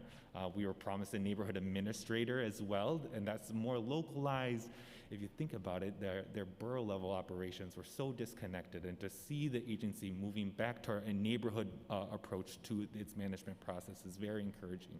And having a neighborhood planner, someone who can actually schedule your repairs, having that person's name and number accessible, we're very excited to see, because we know how difficult it is to call the 707. We also use the 707 lot for other areas, not just repairs, but if you need help recertifying your lease or asking about a rent charge, you have to call 707 as well. Accessing NYCHA's lockbox unit is quite a difficult one. It probably takes 10 or more punches to get to that unit. And also we found it difficult sometimes, especially seniors, folks who are ineligible but non-citizens who reside in public housing and keep a different social security number on file. It's very difficult for them to access the self-service portal, and we really do rely on that hotline to problem solve, and that's not always something that the property management office has access to as well. Thank you so much. You have hit on several other hearings for the future for sure, and things we need to follow up on. We appreciate your testimony and your work. Thank you so much. Oh, I have one question. Thank you so much for this testimony and certainly the work that you are all doing at Red Hook. My question is, what do you think 311 in this instance, like I thoroughly appreciated, ironically, the responses that NYCHA tenants get when their issues are not resolved, pointing to have them call 311, ironically enough. It is the cycle that never ends. But what, in your opinion, or in your experience, do you think is the role in expediency, efficiency that 311 can play here? Because I think a lot of what you're saying, and I think you're right, is that HPD has a responsibility here. NYCHA tenants are tenants, right? They have a responsibility because NYCHA has proven itself to be colossally ineffective. So what, in your opinion, do you think is the most ideal streamlining, and what role can we push, for example, 311 into making that happen or a reality? Yes, absolutely. I think there needs to be some more concrete conversations with HPD about their role with public housing. I think too long their still stance is they say they're hiding behind the city charter's conflict of interest, that there can't be interagency accountability against another agency. I think that's a disservice to what the city charter says is public service is the public trust, and we need this efficiency and transparency. And there's no conflict there in making sure that it's quite opposite, that canceling a tenant's complaint where there is a documented mold, a leak, and electrical issues, and just simply canceling those, that's definitely a disservice of public trust. So I think HPD itself needs to be held accountable to what is, in clarifying what their role is when residents, like public housing residents, are identifying housing maintenance code violations. Again, we want to encourage NYCHA to improve and continue to communicate with their tenants. That is fundamental. The CCC was, I think, an idea from a decade ago that would centralize and optimize. I think there should be a balance of that localized communication, but NYCHA should always be held responsible for communicating and talking with their residents. Independent of that, the city of New York needs to make sure that its local laws are also respected. Yeah. A lot of mention was Ava Tribble often mentions it's a pride of honor that she's trying to put me out of business, and that's the type of accountability that we want to see, that outside oversight brings in and sheds light on the process. Work order reform, as was mentioned, was only brought about due to federal oversight, and local oversight is even more essential. And HUD supports that. HUD says that local and state laws need to be respected. NYCHA is a state agency, city chartered like MTA. The city state public housing law also says that NYCHA needs to be following city local laws. But who's applying those local laws? Tenants can go to court and get those lies applause, but we should expand that access, especially as this crisis is not going to go away with these capital funding. And that's what the Housing Maintenance Code says. The Housing Maintenance Code says that even if the buildings are so dilapidated and they need to be replaced, and if families are still living there, we need to ensure that there's basic healthy and decency, even while we try and make a plan to replace them. Thank you so much. Thank you. I'd now like to welcome Victor Bach to testify. After that, I'll be calling on Karen Blundell. Victor Bach, you may begin when the sergeant calls time. Thank you for this opportunity. I'm Victor Bach with the Community Service Society, where I'm a housing policy analyst. Councilmember Aviles made quite clear the fact that despite Local Law 127, NYCHA residents continue to be denied access to 311 and local code enforcement services. NYCHA, like any landlord, is required to comply with city health, housing, and building codes. And I think it's time that NYCHA residents were recognized as an integral part of the city and entitled to the same services that any other tenant is under public services provided by the city. The argument that the NYCHA call center provides equivalent parallel services doesn't hold water. Given the enormous number of, I know that NYCHA is making progress, that it's working against enormous financial constraints, but it has a huge number of condition deficiencies that do not parallel the conditions low-income tenants face in other kinds of situations. To make matters worse, NYCHA has traditionally been exempted from having any violations listed in the public databases maintained by HPD and the Department of Buildings, databases to which any private tenant can find information on violations cited and their status as to whether or not they've been cured. I think it's time for your committees, I would urge you to reconsider Local Law 127 and strengthen it. Apparently, despite its passage, virtually nothing has changed. Nothing has changed. I'm not quite sure why it had to be passed at all. It needs to be strengthened to provide full access to NYCHA residents to the full range of 311 and code enforcement services.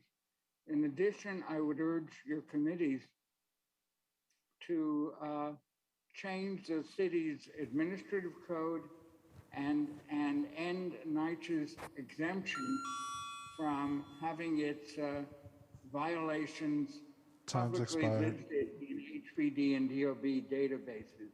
Otherwise, we will have no transparency or accountability, and what happens in NYCHA will continue to stay in NYCHA. Thank you very much.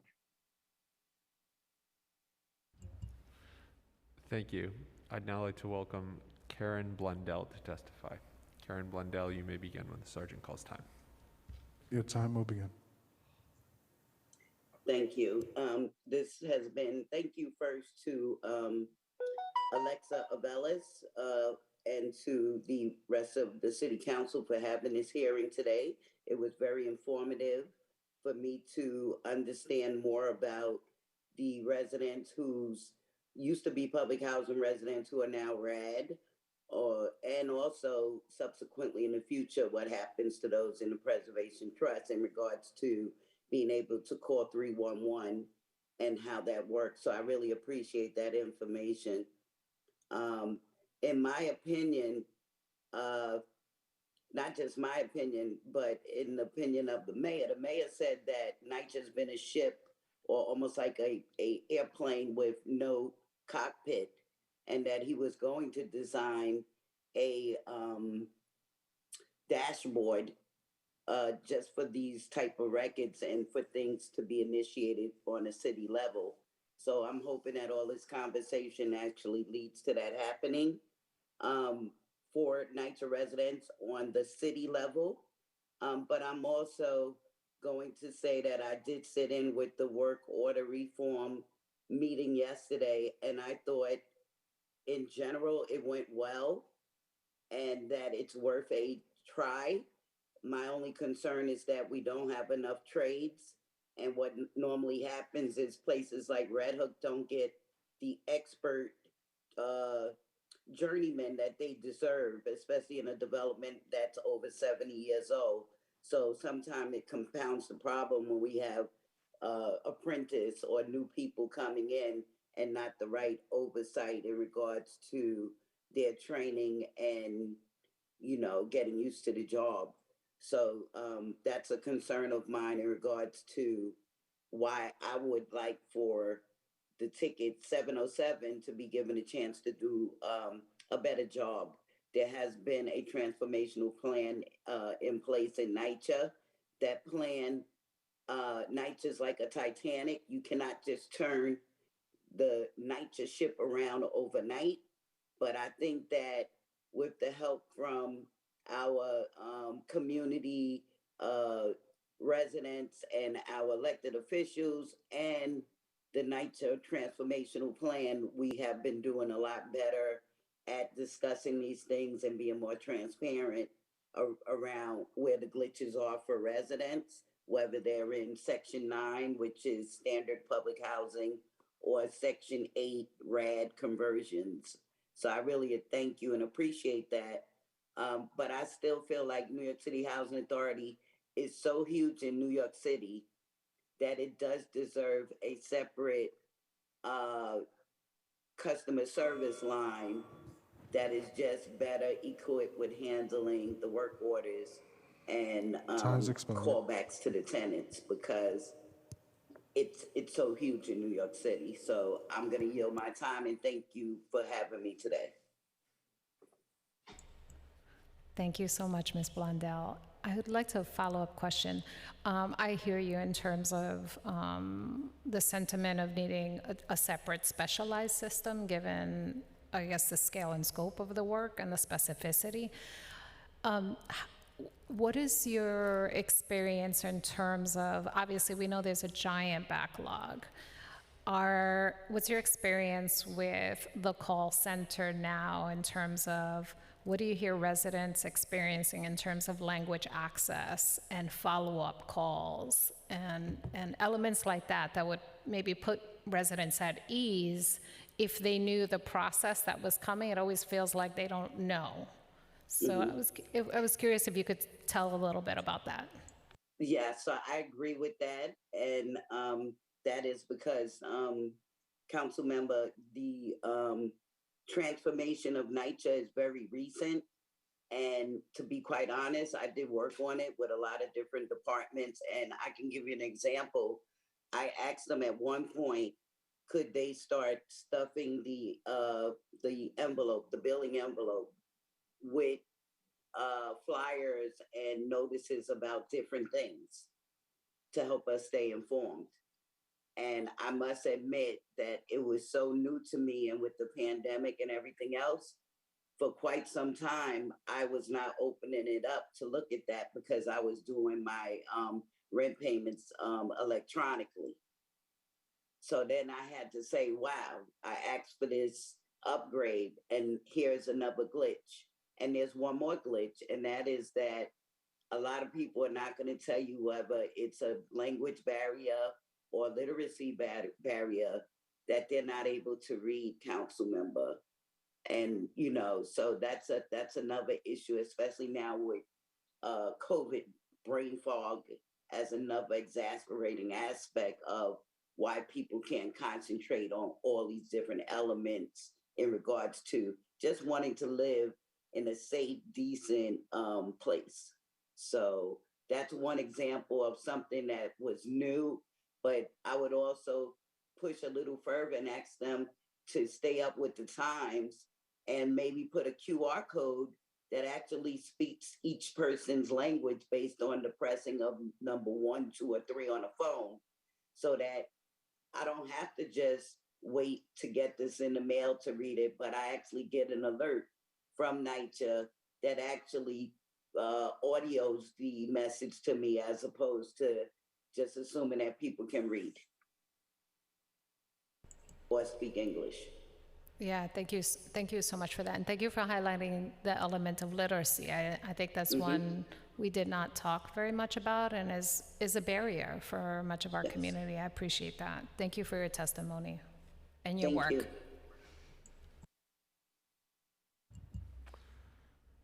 Thank you, Chair. The last two panelists who had registered were Noelle Hidalgo and Judith Goldiner. I don't see Noelle or Judith on the Zoom.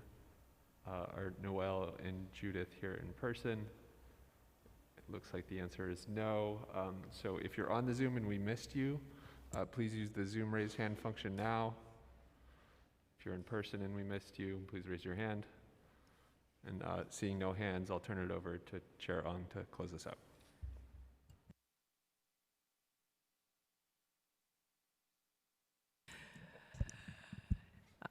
Thank you for participating in today's hearing. I'm closing the hearing now.